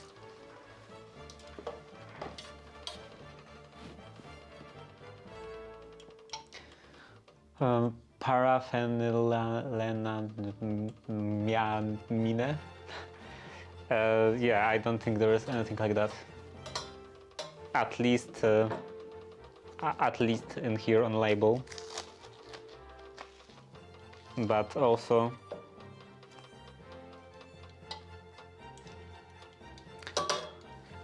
this is definitely not everything. This is definitely not everything that this dye contains.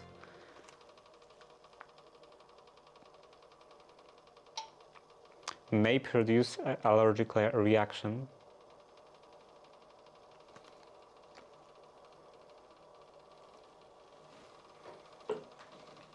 This is definitely not everything that this dye contains because it's there is just one ingredient listed.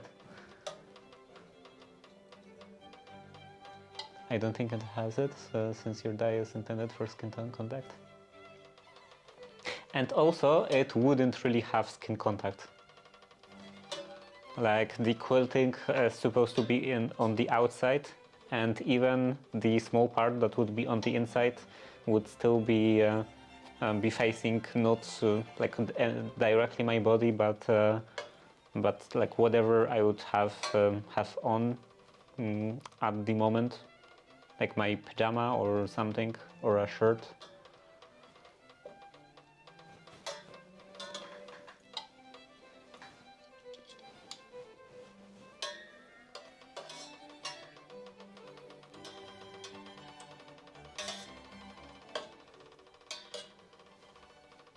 I'm definitely increasing the humidity level in here quite a bit.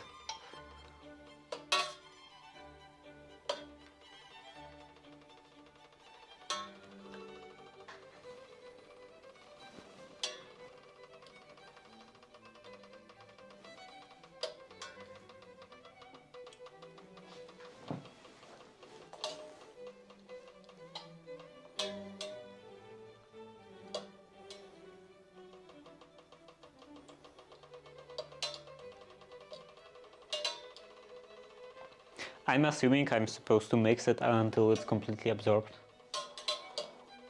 Like they say something about 5 minutes.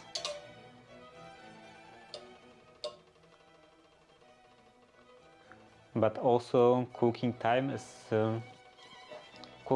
are proportional to the quantity of silk worked. And this is very small quantity, so it probably should be less than 5 minutes.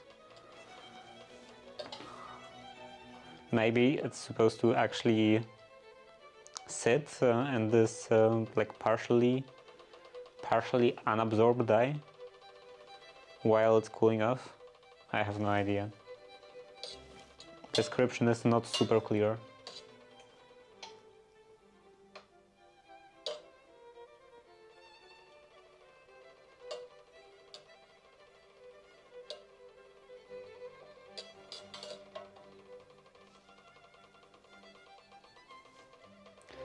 That may help with heat conduction.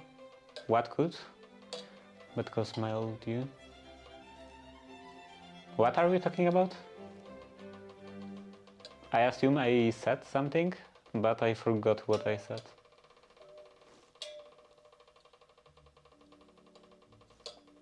That I'm increasing the humidity in here?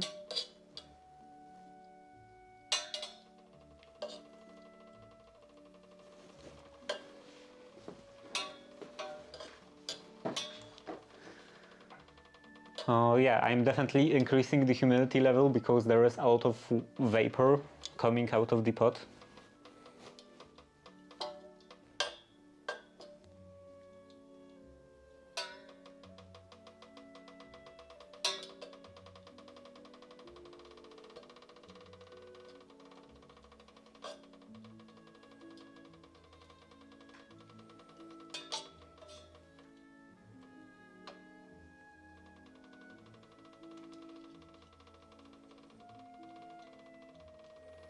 But I don't think it would be amount significant enough, amount big enough to significantly increase anything regarding heating. Okay, so now I want to bring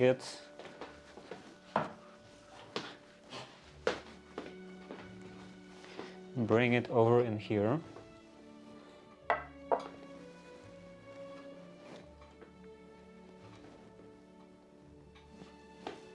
And the temperature probe again.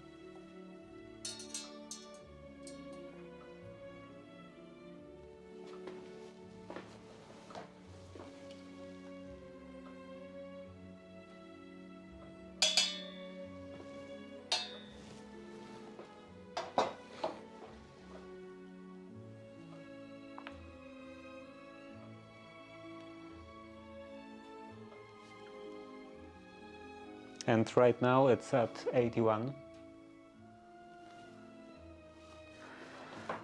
And it's supposed to go down to 60.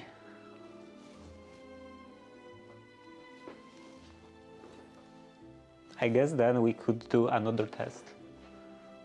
529. We could do another test with this other dye, with this more reddish dye. See how that would look like.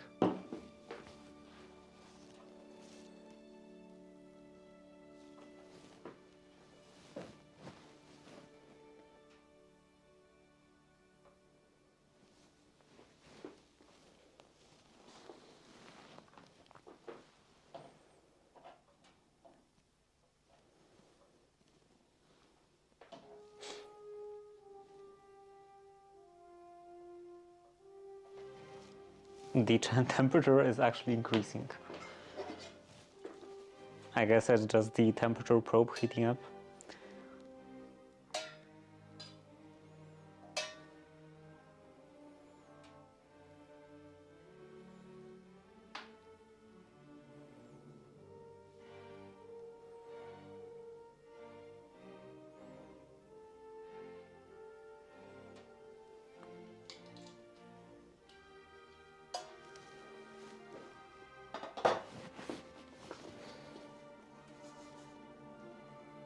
So yeah, I still hope that it doesn't react in any way with stainless steel, because I do still want to use all of those pots for cooking. And I would like to not to get cancer.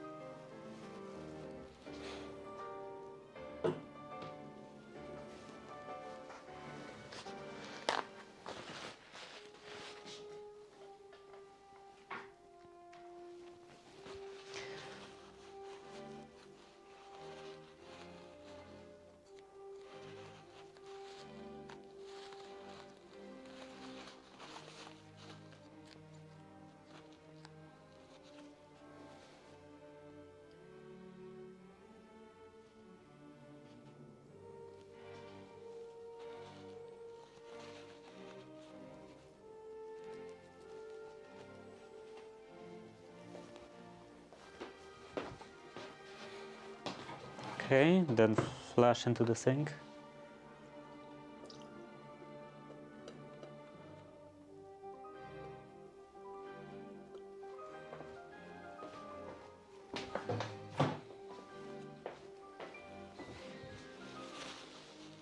It got a bit purple.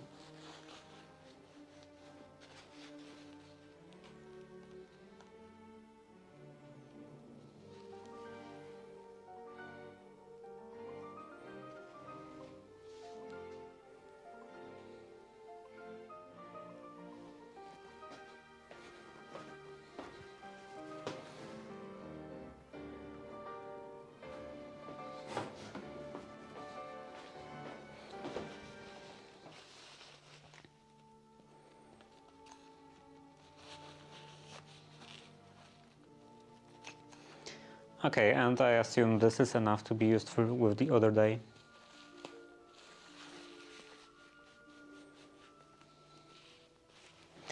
How is the temperature now? It's at 77.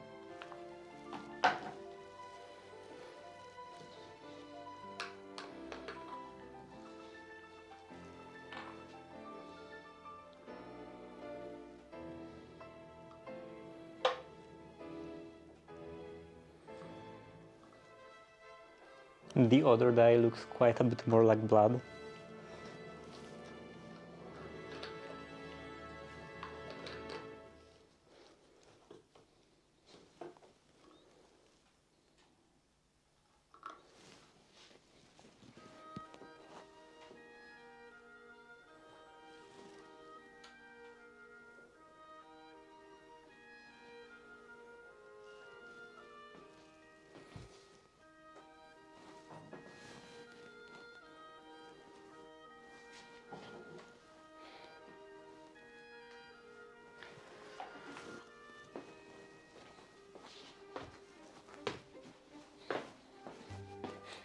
It's quite annoying that I have to go around the workbench from the other side.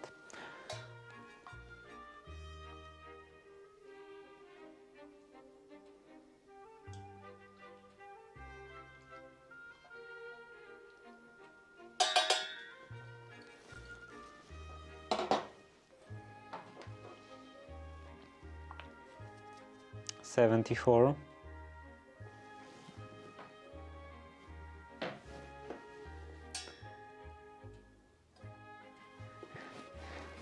I guess this won't be the only day when I'm doing that.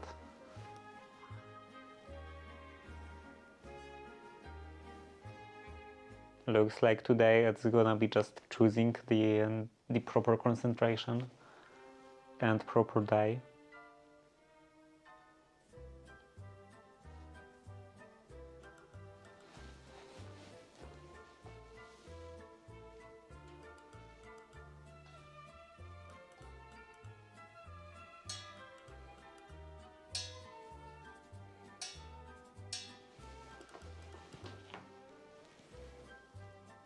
$73,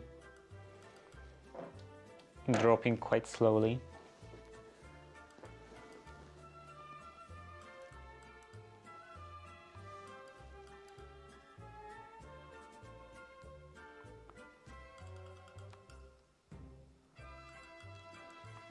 Well, I do have another pot in here, like this one.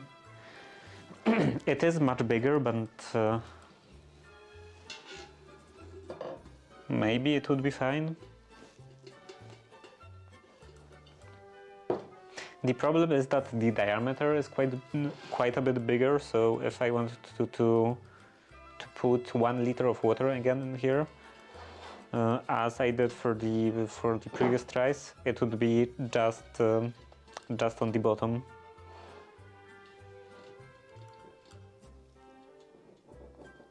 The water level would be very low, so I'm not sure about that.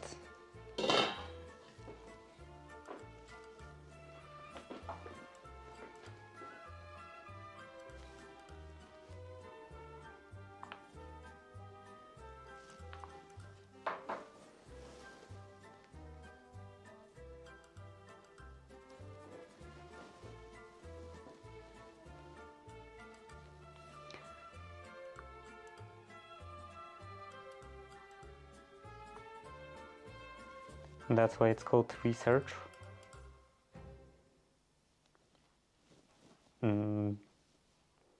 What's that? What is the reason? That it's a repeated search? I'm researching many times.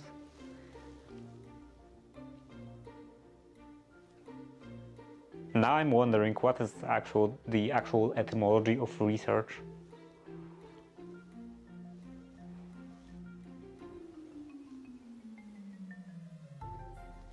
Like, I would assume, when I first see this word, I would assume that it means searching again. So searching again, something that was already searched, that was already found at some point. I said you will spend all day. You said you will spend all day trying to find the correct concentration.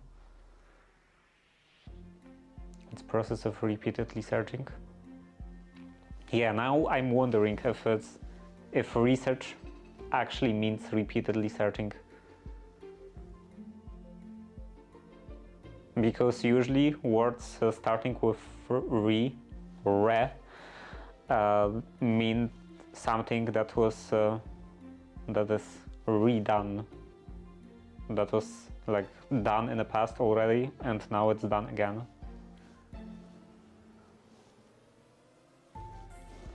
So I would assume research is something like finding out something that was already known in the past, or that someone already discovered. What is the etymology of research? Research.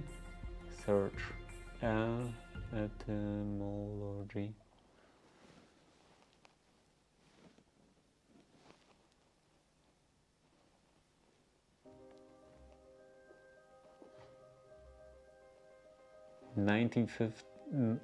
Um, 1570s are the act of searching closely.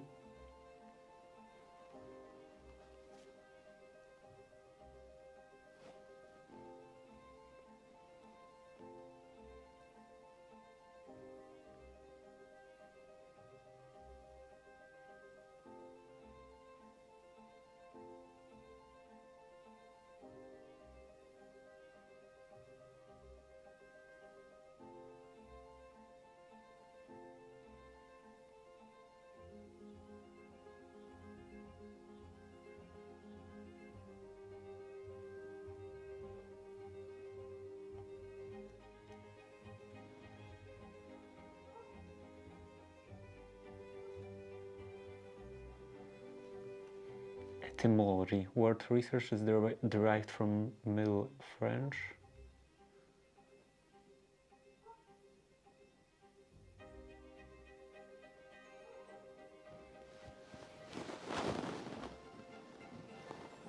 It's a compound word from re and séchir,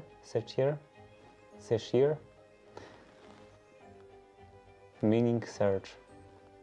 So yeah, they say about compound word, but they don't go into details of what the compounds mean. Anyway, what is the temperature now? It's 64, so I would say it's enough.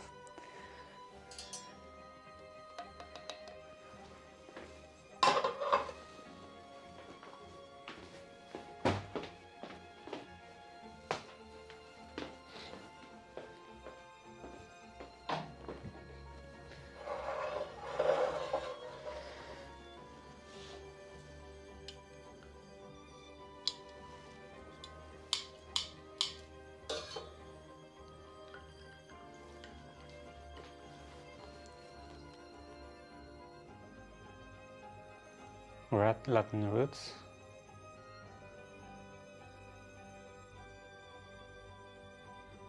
Acts as intensifier, emphasizing the thoroughness rather than again.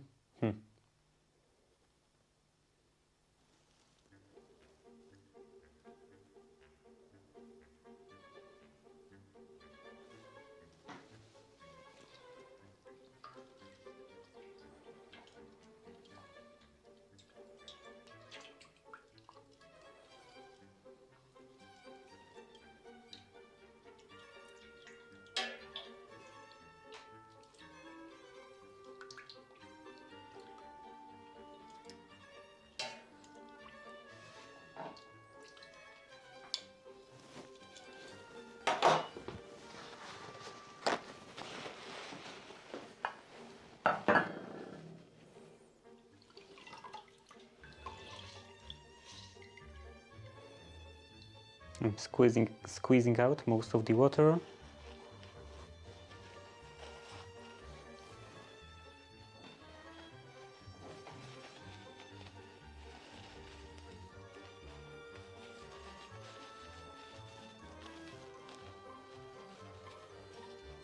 It's been a while since I studied Latin the last time. I didn't do any studying since Christmas, I think. I stopped quite a few habits since Christmas. Like, I was quite busy on Christmas, around Christmas. I was doing a lot of stuff, and then because of that, I didn't do couple of habits, couple of like daily tasks, and then I didn't come back to them.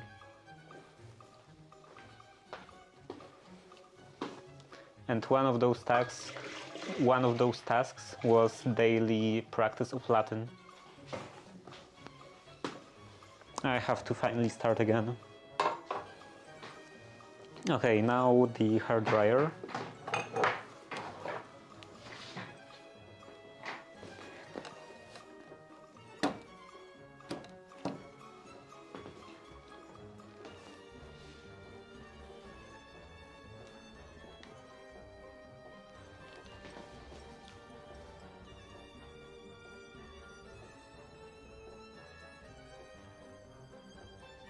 What is your opinion on how Duolingo is best used for language learning? What's the best way to use Duolingo for language learning? It's best not to use it at all. Like Duolingo is very annoying and not very efficient. Like the best way to learn a language is not universal. Like there is not one no one universal way to learn a language the best, because it depends on a person, like your acceptable level of effort and so on.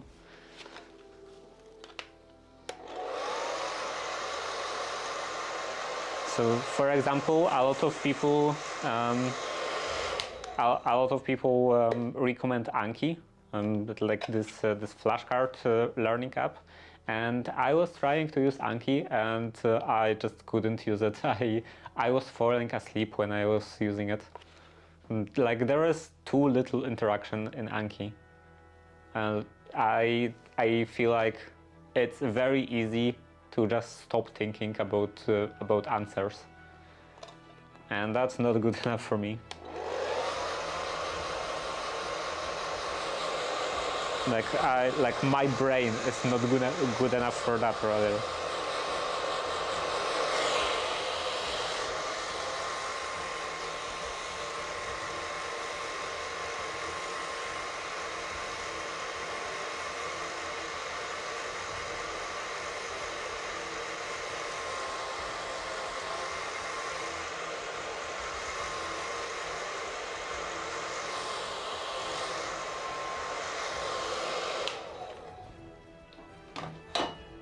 The best is to watch some content.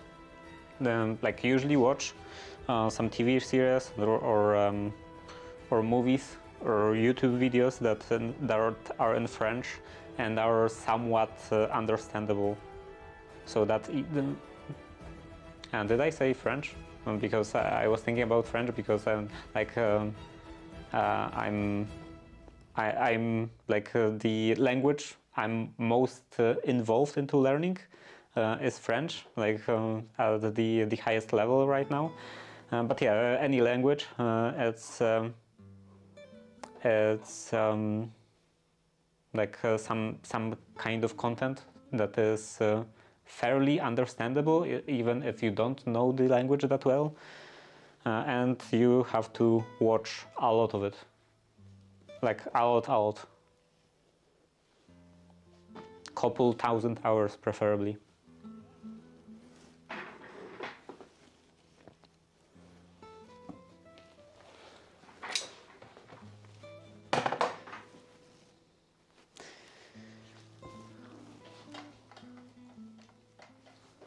Duolingo is very good at making you feel like you are making progress, but not actually making progress.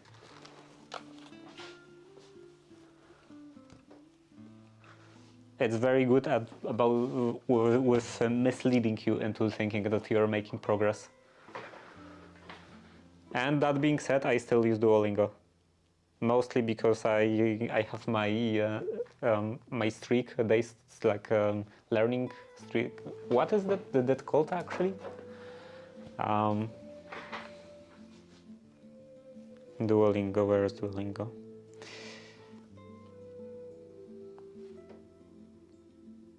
Just streak. Okay, so I have my just streak, and I feel like I have one of those sunk cost fallacy that I have big number and I don't want to lose big number, so I'm just continuing to use it, even though I consider Duolingo to not be a very good option for learning.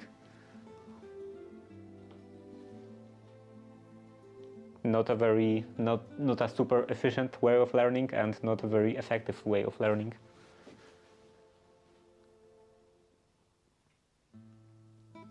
What's that fallacy called?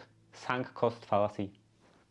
You know, like you are thinking your funds, whatever that would be, like in terms of like usually it's in regards to gambling that you spend so much money on something like on gambling, so that you have to continue because at this point you would lose all of that. You would feel like you would lose all of that money even though it's already lost. You would feel like it would feel like a bigger loss if you just stop. So yeah, it's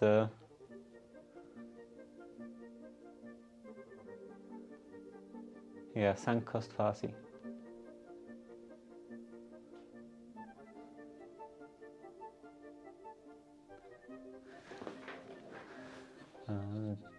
Fallacy, cognitive bias, where people continue behavior or an endeavor,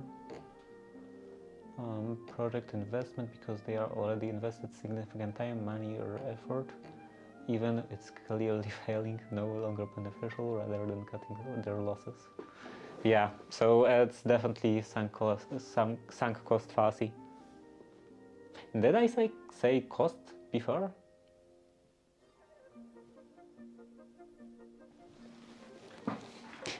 Anyway, it's now at the proper temperature.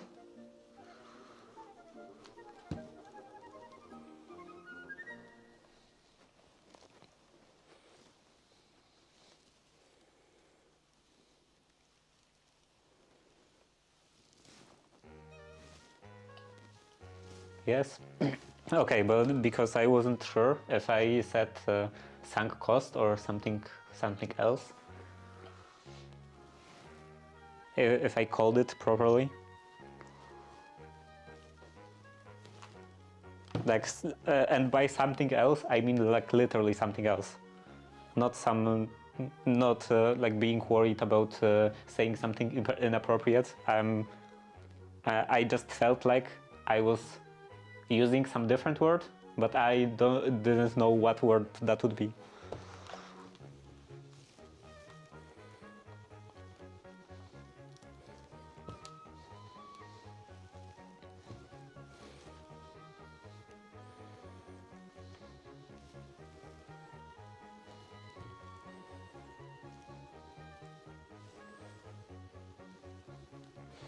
Okay, so now it feels a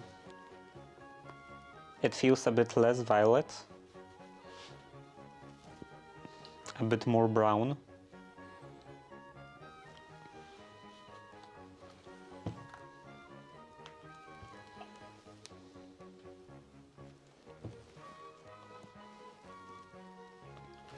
And that would be 5 milliliters.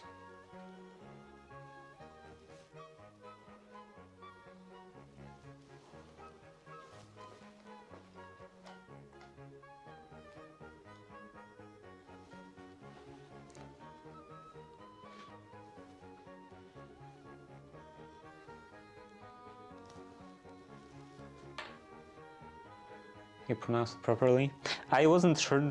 I wasn't worried about pronouncing. I was worried about like mixing up words. I don't know. For some reason, I felt like I was using some different word rather than cost. So now let's try this. I don't know if this is the best way to write something on silk. Do I have anything else? Oh, maybe this would work.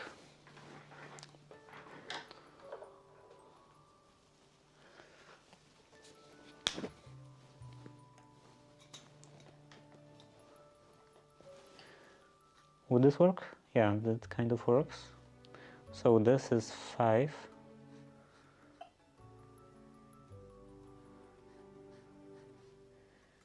5 milliliters.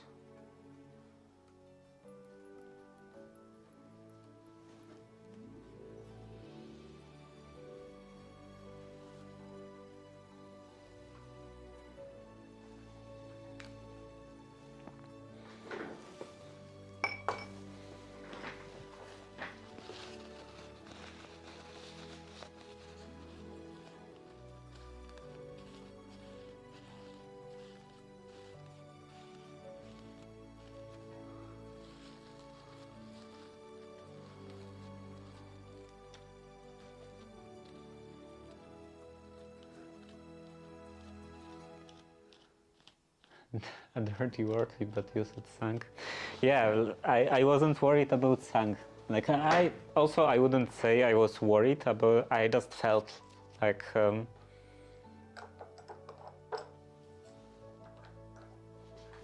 I don't know how to describe that. Like I said when I read sunk cost fallacy from the definition you've written or you pasted, I for some reason had that feeling that I was using some different word, that I said sunk something else. I don't know, maybe I guess I was just imagining it.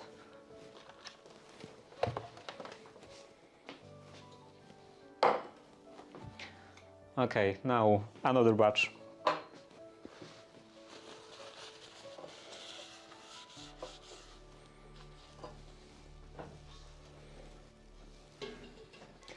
Another liter in here.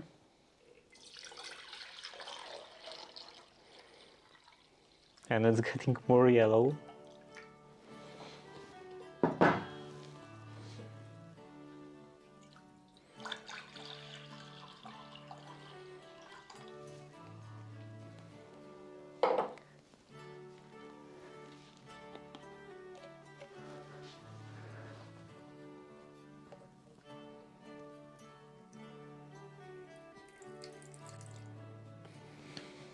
And the vinegar.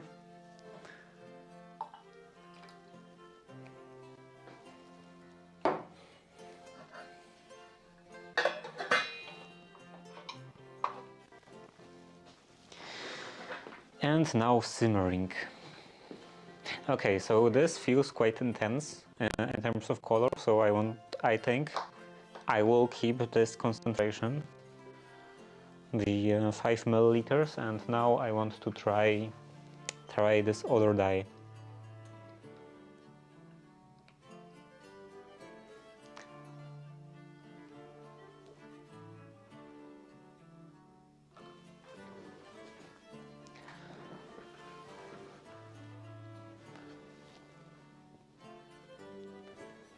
Is this replace play duo for the same figure?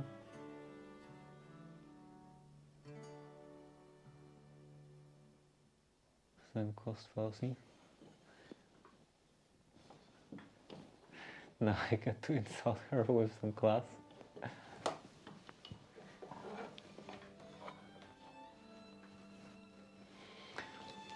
So yeah, I do use Duolingo practically only because of that. That I don't want to lose the big number. And I was actually considering quitting very recently because I have 1506 day, and I was considering quitting at 1500. But then I just continued. And I think I will continue until it will be no longer usable. Like it's already becoming less and less usable. And many people say that they are doing this, like Duolingo management, or like the company is doing this on purpose because they don't want users that don't pay, and they are making it worse to use for everyone that doesn't pay, for the free users. And yeah, maybe at some point it will become completely unusable, or maybe they will just remove the free tier at all. I guess then it would be the point that I would definitely quit without even thinking about it. I definitely wouldn't pay for Duolingo.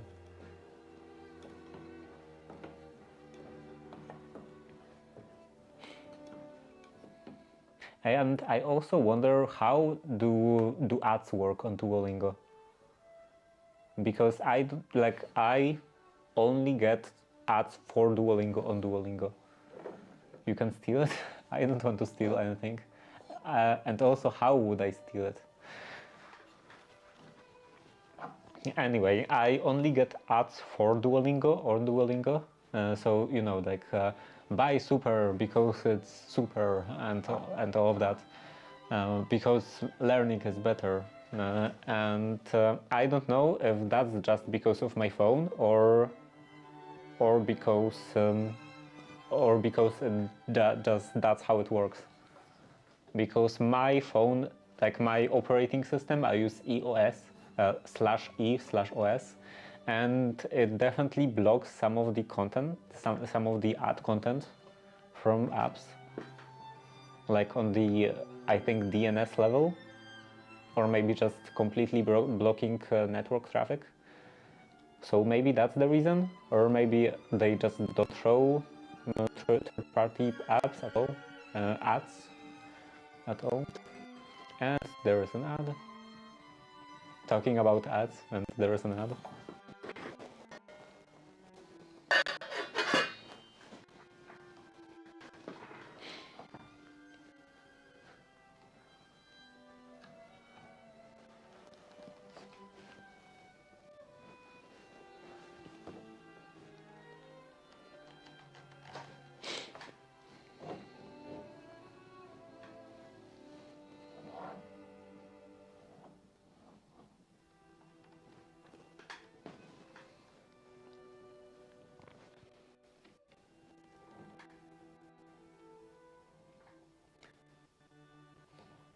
Download SP3 audio.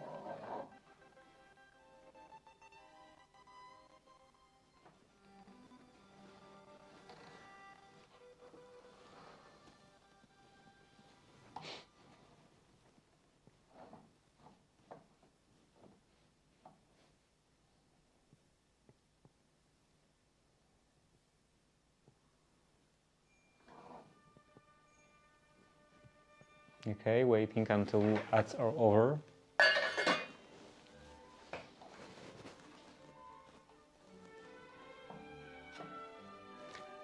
And the ads should be over. So yeah, you can still steal it, open web developer 2 in Chrome. I'm not using Chrome, but yeah, I get the idea. Of course, I'm not using Chrome because it's proprietary and against my religion. And watch the downloading of MP3 audio. Save it to desktop, repeat for all of the images. And maybe with Anki, if you don't want HTML, HMLT, I assume that's a typo, HTML, to recreate the process. I would definitely recreate the process because I don't like Anki. Anki is too boring. Like, there is too little interaction with Anki. I tried to use Anki for I think a month or maybe over a month, and I was just like literally falling asleep. Maybe it's partially because I was doing it in bed, but still, it was very boring process. From my experience, it's very easy to just turn off your thinking entirely while using Anki. And yeah, but the main problem, this is just a minor comment, but the main problem with this approach is that it wouldn't work, because you can't just open all of the lessons. You have to get to the lessons. So let's see. Duolingo. And yeah, here are the like future lessons. So this is Spanish, and I can't just open them. I have to actually progress to them. So it's like I would have to like do all of the lessons to get to all of the lessons, to have access to all of the lessons. And at that point, if I would do like if I would already complete all of the lessons, then like what's the point of saving that? The amount of work is not practicable, but not impossible.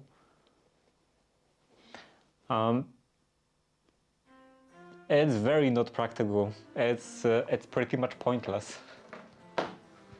Like I guess it would be fine for another person if I wanted to like I would complete the course myself, and then I would just share all of the content with another person. But for me, all of that content would be pointless because I would already go through all of that.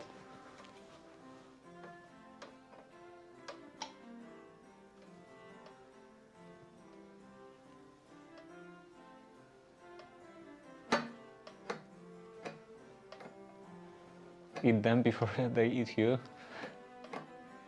And also, the content is degrading quite a bit.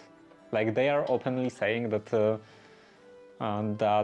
they are depending more and more on AI. That people are commenting that that Duolingo is becoming an AI-first company. So the content is getting to the level comparable to what you can get from just ChatGPT, and you can get that kind of content just for free on ChatGPT. Like just ask ChatGPT to use some random sentences.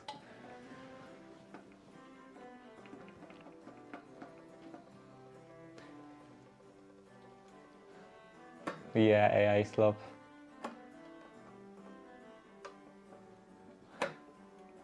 It's been the case for a couple of months at this point. They said, like the CEO of Duolingo, I think, said that they are becoming very AI focused from that point forward. And Edward Endiger was commenting on that, criticizing the fact that they are actually, I think, cutting on staff. Like they are firing people and replacing them with AI, and it's not very good for the content. Like, of course, it's not very good for those people that are getting fired, but like, of course, like those sentences created by actual people are somewhat better, somewhat more sensible than just random stuff made up by AI.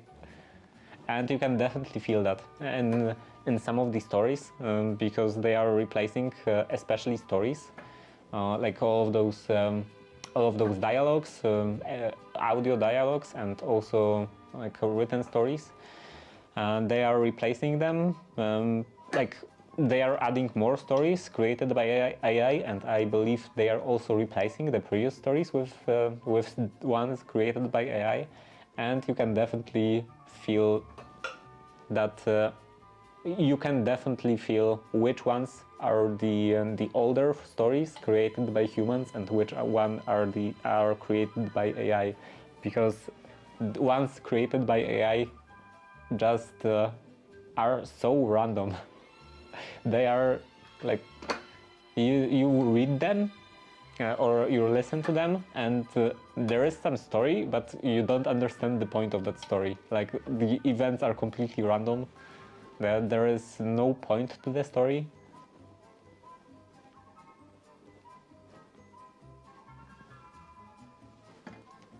Like someone is making a sandwich, and the point of the story is that it was like good tasting. Complete nonsense. If Duolingo went public, then they owe money to stockholders, so it stops being about customer preserving and more about stockholder profit making. Yeah, famous enshrittification.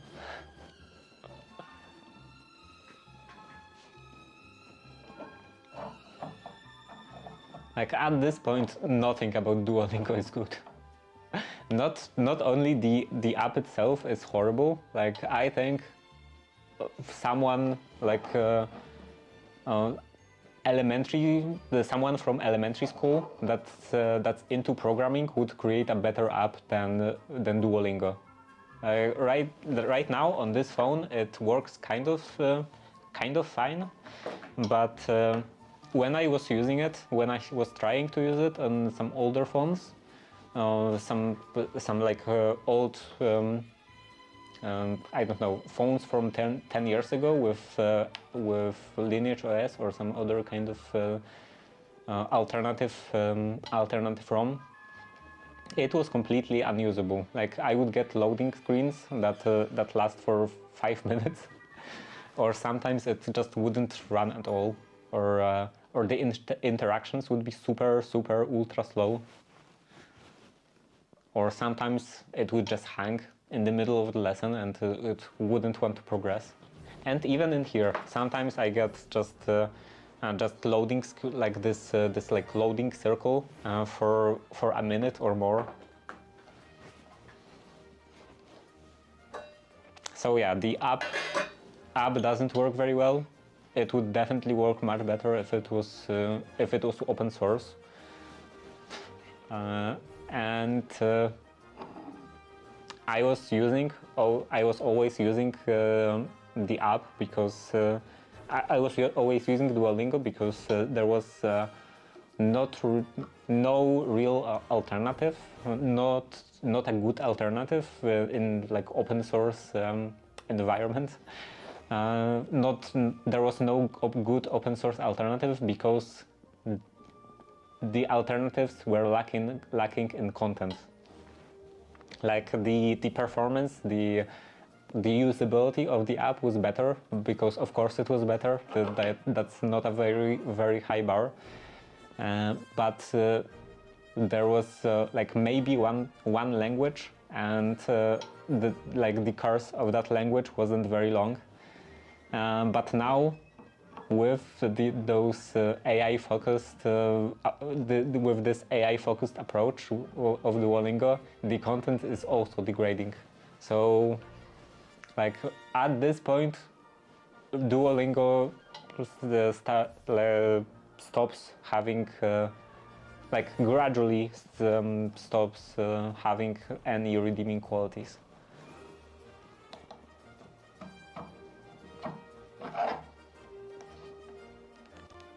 It's just becoming completely worse and worse.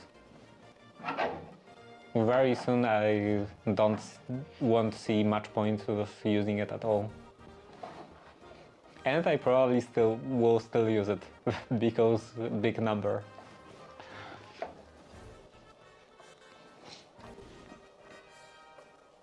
Okay, looks like it's simmering.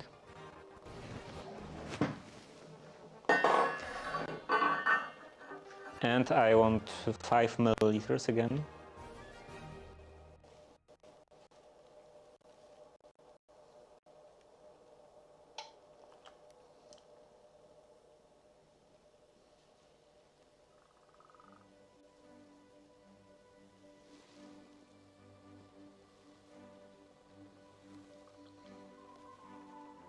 That's very red. Maybe I want more than 5 milliliters.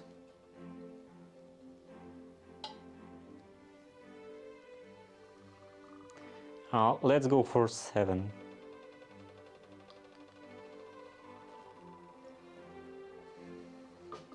Just because it's not very opaque. It doesn't feel very opaque. Oh, I didn't cut the silk. That's a problem. I completely forgot about that. And yeah, this goes in here, this goes in here.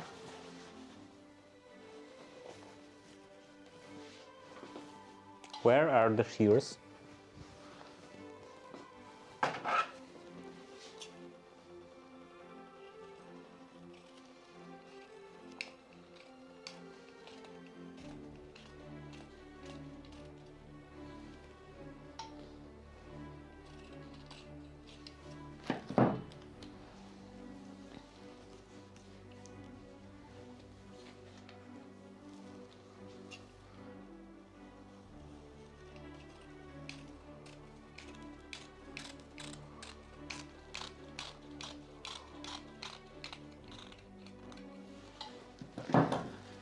Okay, and now it goes into water.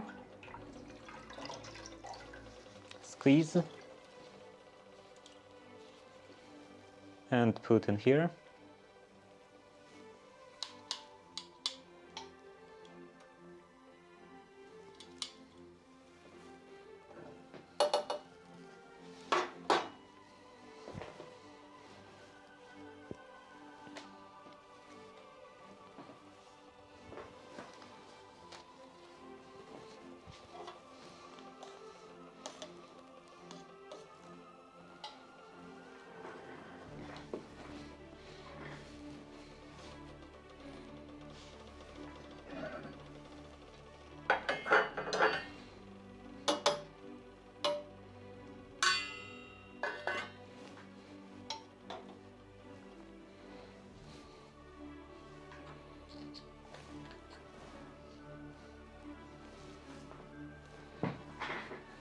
So how does it compare?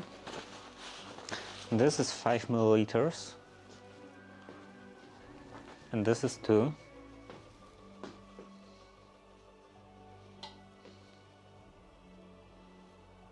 Yeah, it's definitely less purple,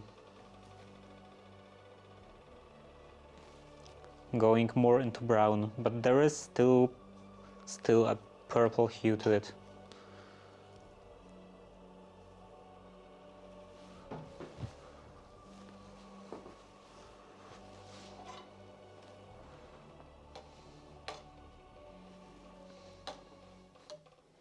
There is a chance that I'm overdoing the boiling process.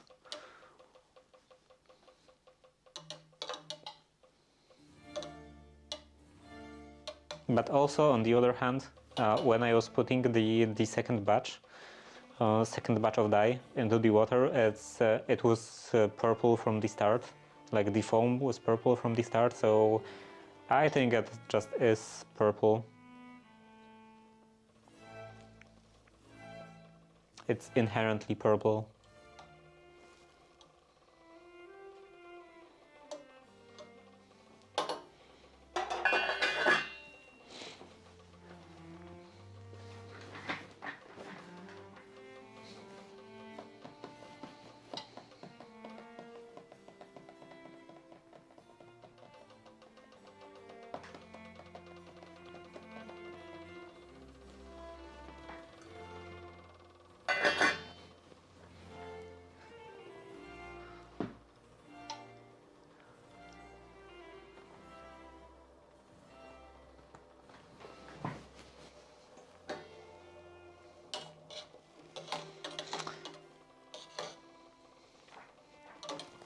So yeah, Duolingo is horrible, and I don't think I will continue to use it for any new languages. Right now, I'm using it for like practicing. Well, would I even call it practicing? But I am doing the German and Spanish courses, French to Spanish. So I guess I'm kind of doing 2 languages at once. I'm practicing both French and Spanish.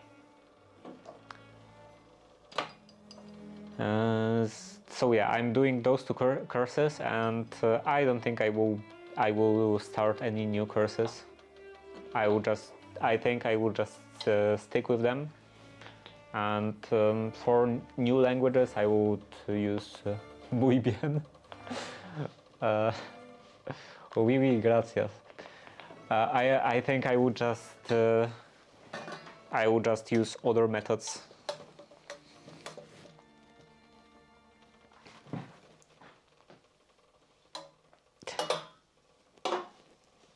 Like for Latin, I was using at first I was using Duolingo, but Duolingo course on Latin is horrible.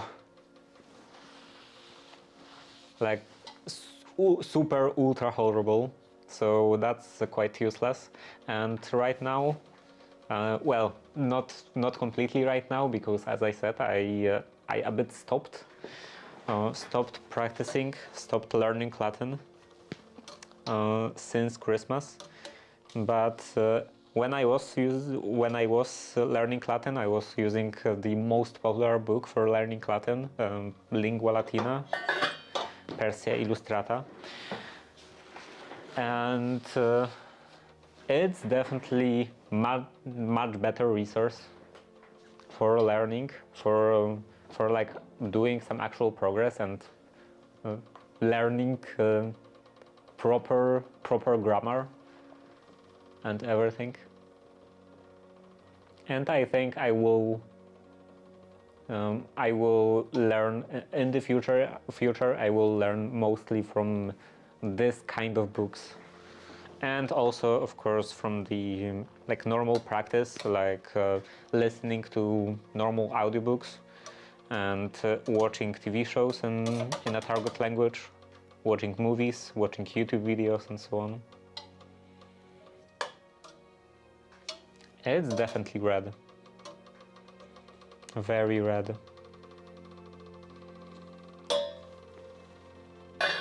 I wonder what would be the result if I mixed two of them.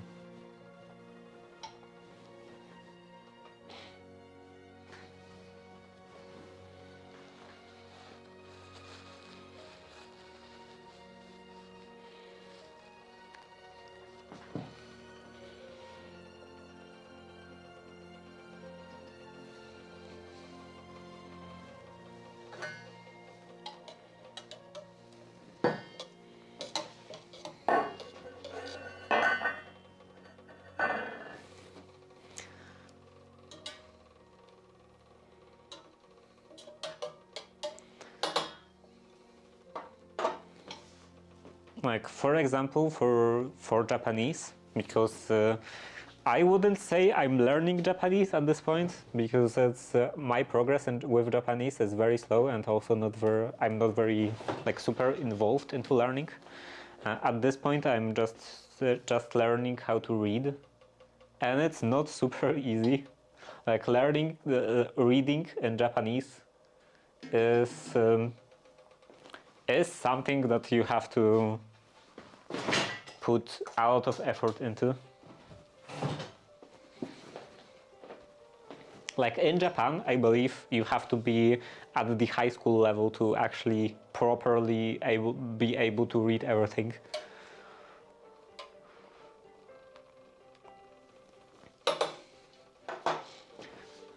But yeah, at first I want to learn at least hiragana and katakana, and then after that's done, after I'm fairly comfortable with reading them, I want to just start reading some simple stories in Japanese, and we'll see how that goes. I actually have a book from, well, I just stumbled upon a book. It just magically appeared on my computer as a PDF, and yeah, it contains a couple of well, a bit more than a couple of short stories in Japanese for like specifically for learning, and I hope that it will be at least kind of understandable for a beginner, for a like super complete beginner, because it would be my like kind of first contact with Japanese. Of course, not actually first contact, because you know, anime and all, but first contact with actually trying to understand exclusively text written exclusively in Japanese. So yeah, that feels like it will be quite hard.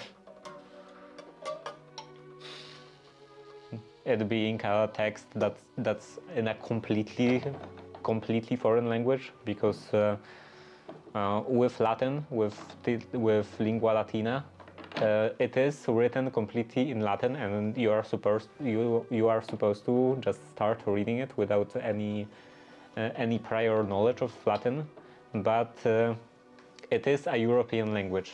It is like Indo-European language. So if you are speaking Indo-European language, as like all of the European and American world, and then you are already like you already have some knowledge of at least the very basic grammar structure of Latin. And some words are similar, so you can just guess their meaning based on similarity with your own language. And with Japanese, that's completely unrelated. It's not the case. Like, it's actually foreign.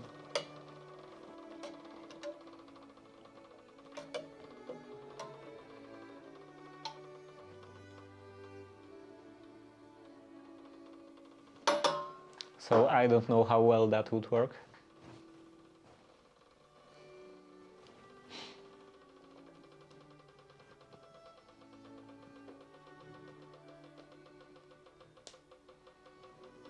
But you know, there are a lot of people that did learn that way. Like all of the people in Japan learned that way. Like when you are a baby, you don't know, you don't have any kind of translation to your own baby language. So you do have to learn language just by listening to it.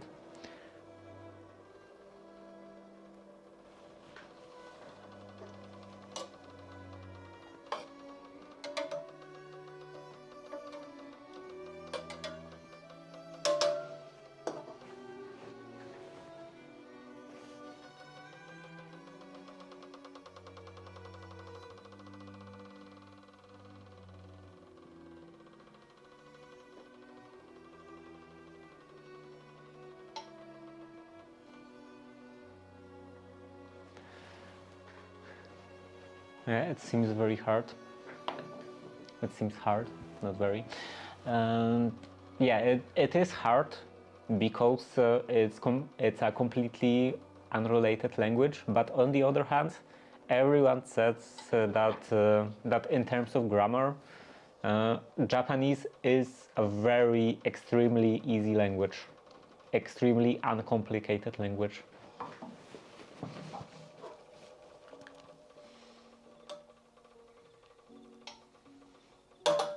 So you know, it can kind of balancing with the complexity of the writing system or writing systems, plural. Like as an example, Polish has all of those different forms of words. Like it has declension and cases and all of that. Like I remember an example of how complicated Polish is, that saying that there are like 30 different forms of word to. Like in English you have to and second, and that I think pretty much it. And in Polish you have dwa, dwóch, dwóm, dwoma, dwiema, and so on, and like probably 30 different forms. And as a comparison, in Japanese there is not even plural. Like there is only one form of every word.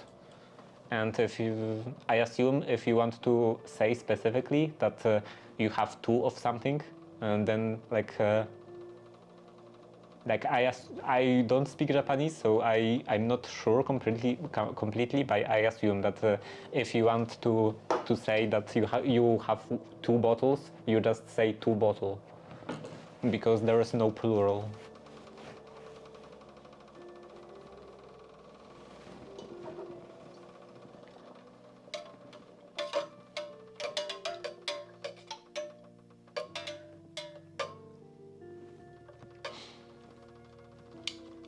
So yeah, that shouldn't be super hard to learn if it was just listening, but if you add reading to it, then it becomes quite a bit harder. My friend learned Mandarin for 4 years and kind of began to speak, then completely forgot it years later, doesn't even speak it. Like from my experience and also from like what I've heard from people talking about like scientific studies, you don't actually forget a language. You can think you forgot a language, but if you are starting to learn it again, you are not starting from zero. And I could definitely feel that with German. Like I thought that I don't speak German at all, and that I don't remember German at all, despite all of the learning in school. But then I started to learn German again, and then I realized that I actually remember quite a bit of German. I just needed a refresher.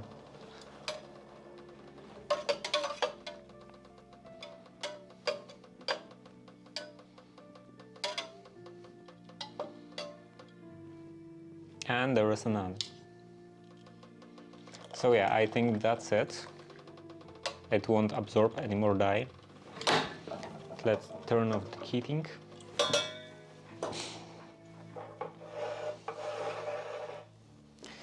And bring it to the temperature probe.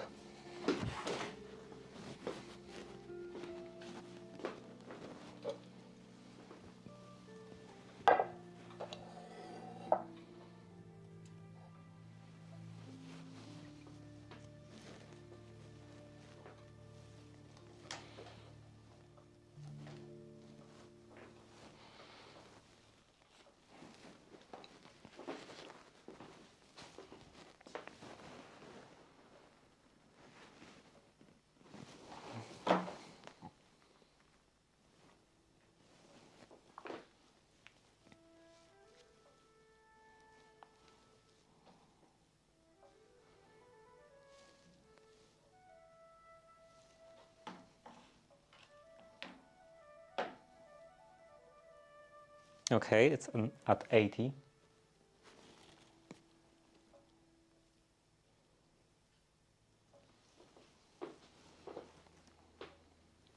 This section is interesting.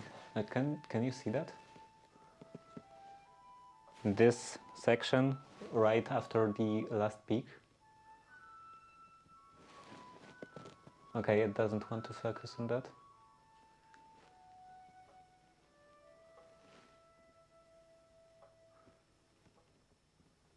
But yeah, after the last peak, it doesn't go straight to room temperature. It actually cools off exponentially, I guess. And I guess it's just the temperature probe itself having some temperature cooling off. Because it's definitely not the not the water temperature. The water temperature didn't go that low.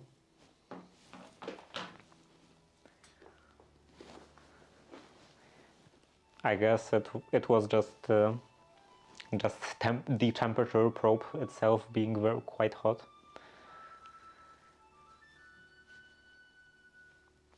So yeah, the ads should be over, and I was saying at the start of the ads, I was saying that from my experience of starting to learn German again, I thought that I didn't remember German at all. Like I thought that despite all of my years in school, like I think I was learning German for about 12 years. Yeah, 12 years in school, and like different schools, and in elementary school and then in technical school. I was learning German for 12 years and I thought that it didn't have any effect, absolutely any effect, because I thought that after all of those years I don't remember German at all. But then I started learning again and I realized that I do actually remember quite a bit of German. Like I still wasn't able to speak fluent, like definitely not fluently, but even understandably. I couldn't understand any kind of more sophisticated written text. But of course that was also the case actually in school. So yeah, I think that I was like actually, despite what I thought, I was actually fairly close to the level I was at when I was actively learning at school. I just didn't immediately remember everything, but after a bit of practice, very little practice, just basically looking through all of the vocabulary and all of the grammar rules, I could fairly easily relearn them.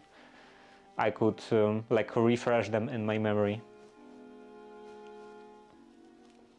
And supposedly this is actual scientifically proven fact that you don't just forget languages. If you learned a language at some point, then maybe you think you completely forgot that language, but you didn't.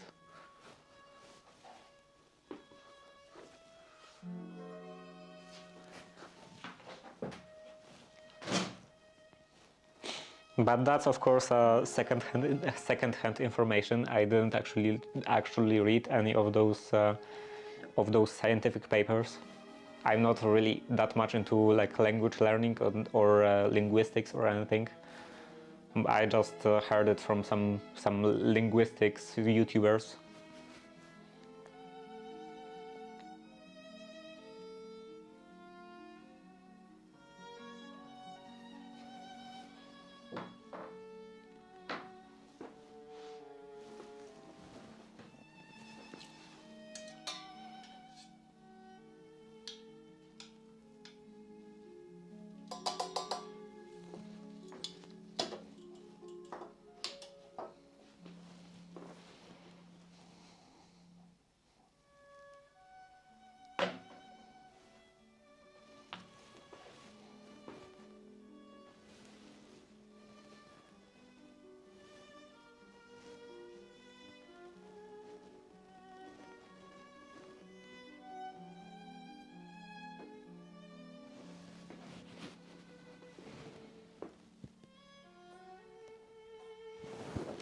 How is the time? About 20 minutes. I guess I will still have enough time to do another batch.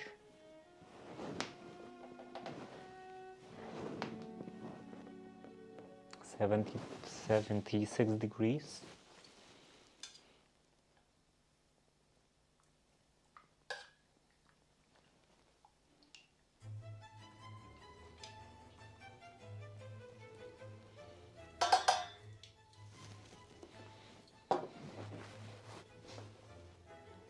And I don't know how to mix the other batch. Like half and half.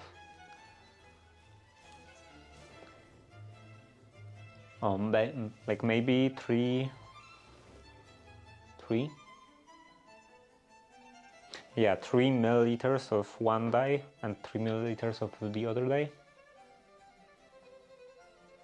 Because you can mix them. The instructions say that you can mix them.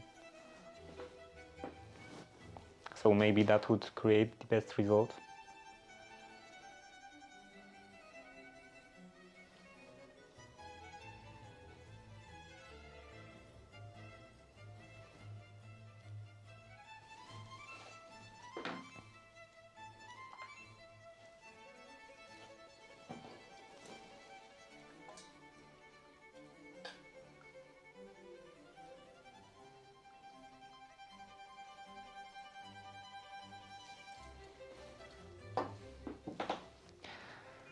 So a bit more about language learning and specifically Japanese learning. I was saying that I'm learning how to read Japanese at the moment. I'm learning hiragana at first. Then I want to learn katakana. And for learning hiragana, I'm using this app. What was that? Kakugo. It's an open source app, and it's basically a quiz like that. It's configurable. You can there are a couple of options for those. There are a couple of options for those options. Like where is that settings? There was something about those. Appearance, dark mode.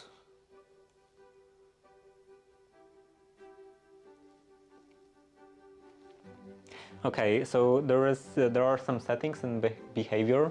There is option for single button mode, and I'm using that option. Otherwise, it had I think a couple of options on each answer. Like there was maybe option, and there was like definitely this answer option, and I just got rid of that because I don't see the point in using that.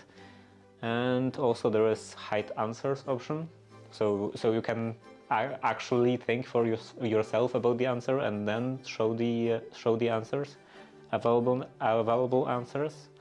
And what is that? Show kana words in kana. Words usually written in kana will be written in kana. Okay, so that last one I'm not using at this point yet, because I assume it's for vocabulary.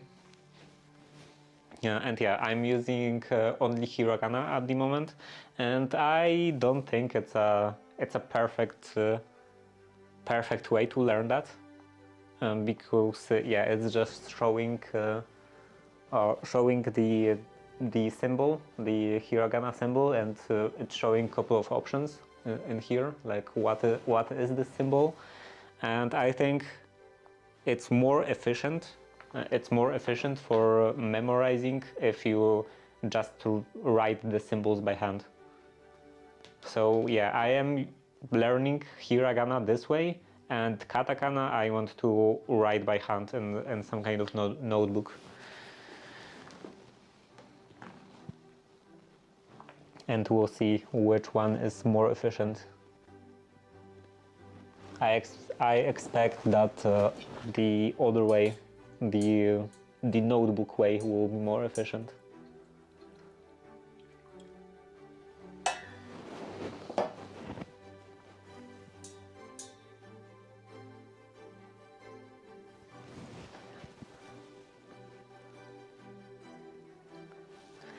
And after that, I want to attempt to actually read something finally.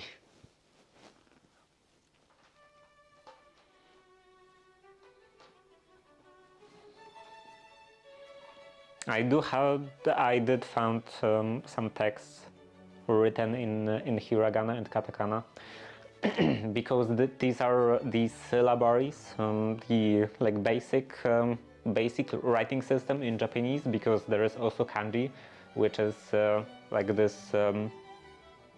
What is that called? Logographic or logographic, I think.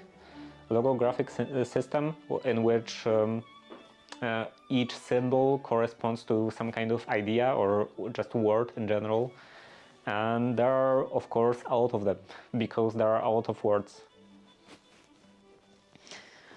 and it's like actual Japanese is actually written with mostly kanji, and of course I wouldn't be able to read that if I'm learning at this point just hiragana and katakana. So I have to like actively I have to search for texts written specifically in just kana. Or I guess there are some probably there are some translation tools that can like convert kanji to hiragana and katakana. Well, hiragana, I guess, because I don't think katakana, like any kanji, would be written in katakana, because like hiragana and katakana do have same, like serve the same purpose. That they represent syllables, and they both represent the same syllables, but they are used like you can use one, like you have to use one or another depending on context. Katakana is used for foreign words, and probably also for some other use cases, but mostly I think for foreign words, because of course it's very sensible to use a completely different writing system just because some word is a loan word.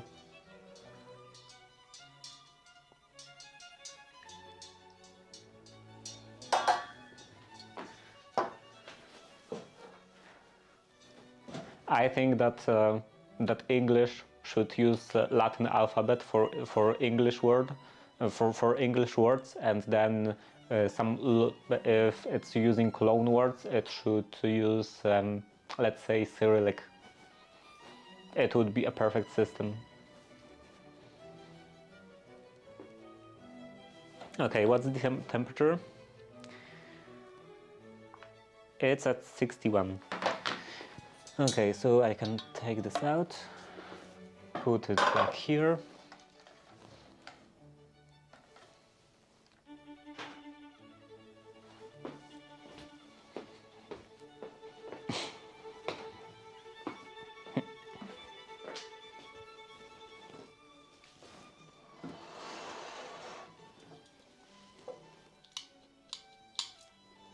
So this was 7, right? 7 milliliters.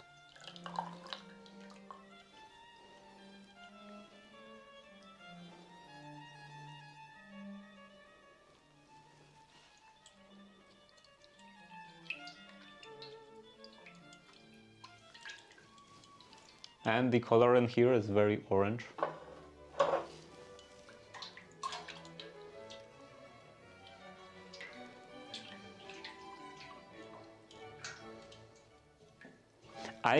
I would totally believe if someone told me that this is some kind of alcohol, like some kind of whiskey related alcohol.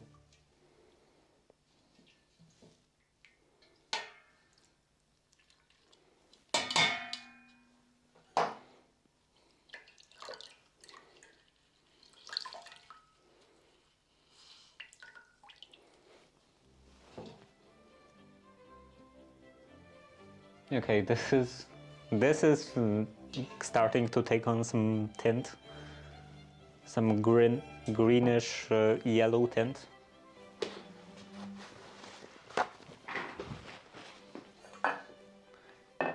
And do I have time for one last batch? I don't want to spend a lot of time in here.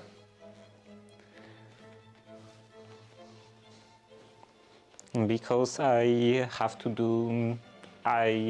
go to hardware store, because I have a very urgent purchase to make, and it's only like the hardware store is only open for 1 more hour. So I'm kind of in a hurry, and I have only 12 minutes. So I guess this will be last for today. It's very red, extremely red. So yeah, I guess that will be last for today, and tomorrow I will do one more try with mixing dyes. This was 2 milliliters of this more brown dye. This was 5 of this more brown dye, and this was 7 of the more red dye, reddish dye. And tomorrow we'll try to mix them and then decide which one looks the best. Or rather, which one fits the best? Cool red? Yeah, maybe I will go with the red. Red is not that bad.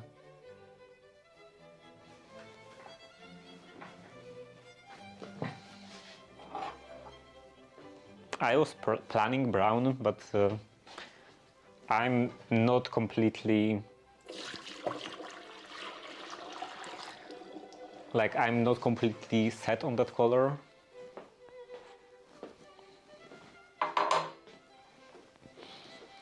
I guess red wouldn't be horrible.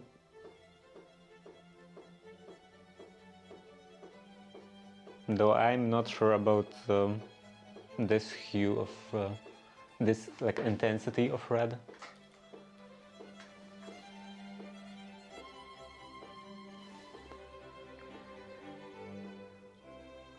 A mute dark purple is the best. Too much like vampire.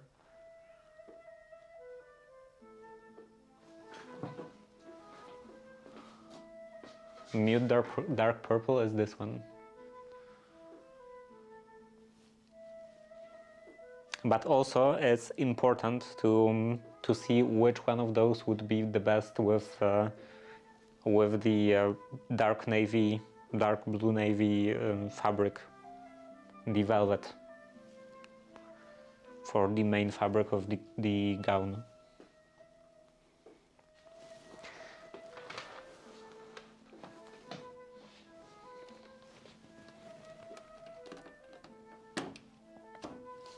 Because like the garment is not supposed to be just silk by itself.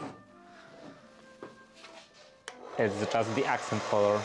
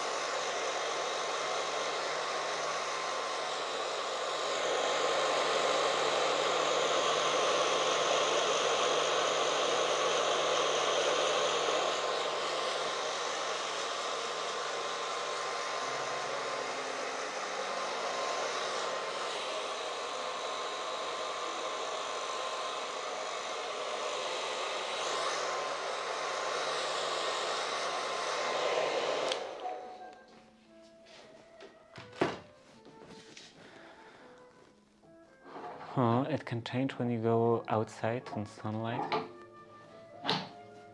Yeah, like the perception of this color, just the color by itself can change, but also I want to see how it will look like on the background of the main fabric.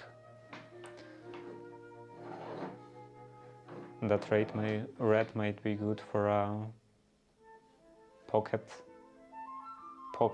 scarf, handkerchief. You mean pocket square?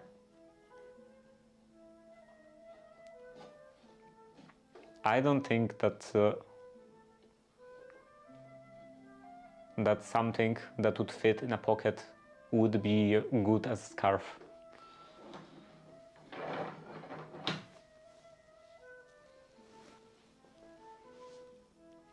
I feel like this is too intense for any kind of like handkerchief or anything.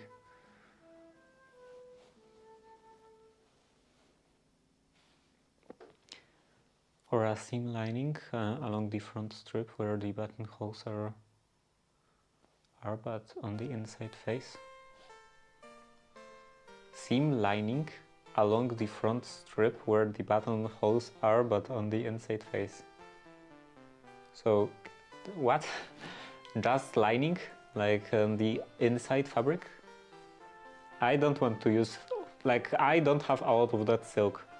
I don't want to use all of that for lining.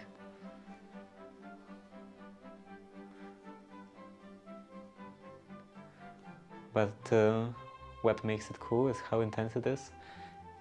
Yeah, but it seems that I don't know, like it feels. It doesn't feel elegant because of how intense it is.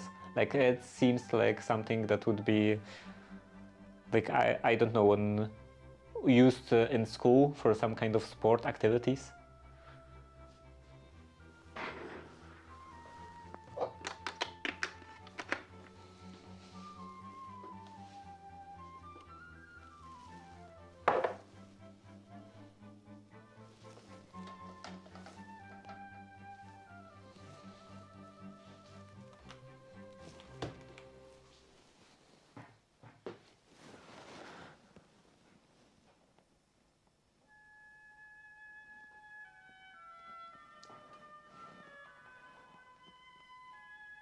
Just place your nice pen on this silk and place it into the box. Like, I don't know, like for anything like that, I would like to have something that's darker. This is not very dark. We'll see how it looks like with more of this other brown dye.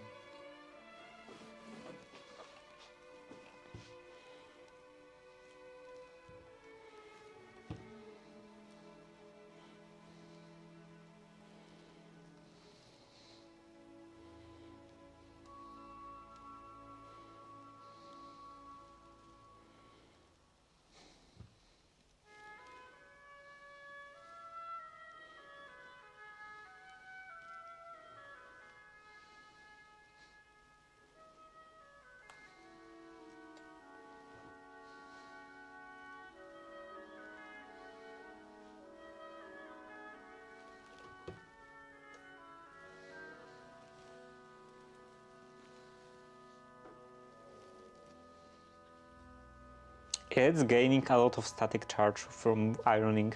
Like this end is not very charged, but this clings completely to my hand.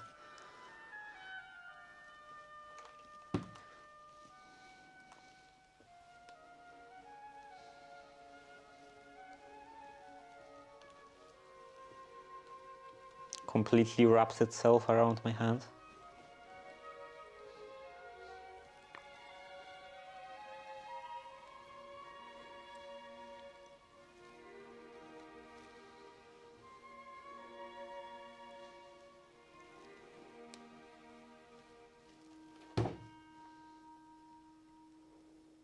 And can you see how the fibers on the edges are standing?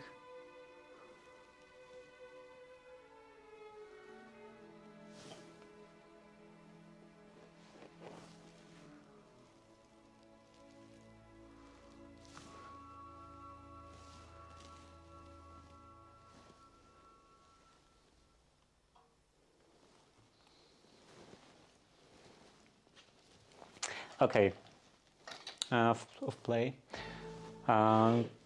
This was 5. Where is the pen?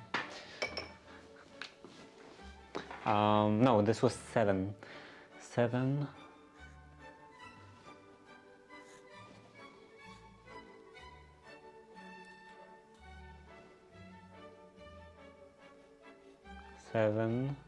Milliliters.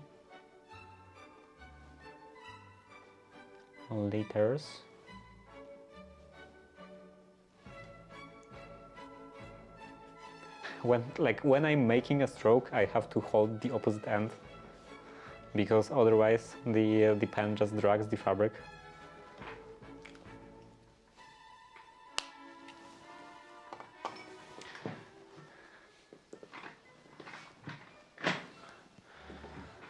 Why write on it? It could be used? No, it couldn't be used for anything. And besides, I have still quite a bit of this fabric. I'm just marking what what kind of concentration I used. I did the same on the other pieces. Like here, this is 5. No, this is 2. This is 2 milliliters, and this is 5. Here, 5 milliliters. I guess it's not super visible on camera, but there is 5. So yeah, tomorrow I will try to mix 2 of those dyes. You have enough fabric for a bikini? I don't want to make a bikini, silk bikini. Especially with that sort of, well, it's not completely translucent, but it could be like too translucent. Definitely too translucent to make a bikini out of. Anyway, there's $35 bikini in there. Yeah, no. Anyway, ad starts and where is my mouse? Can I snooze it? Quickly. No, I wasn't quick enough. So yeah, ad starting soon. That's enough for today. Tomorrow I will continue doing all of the dyeing, and we'll decide on what and ad started. So yeah, thank you for watching. See you tomorrow. Bye.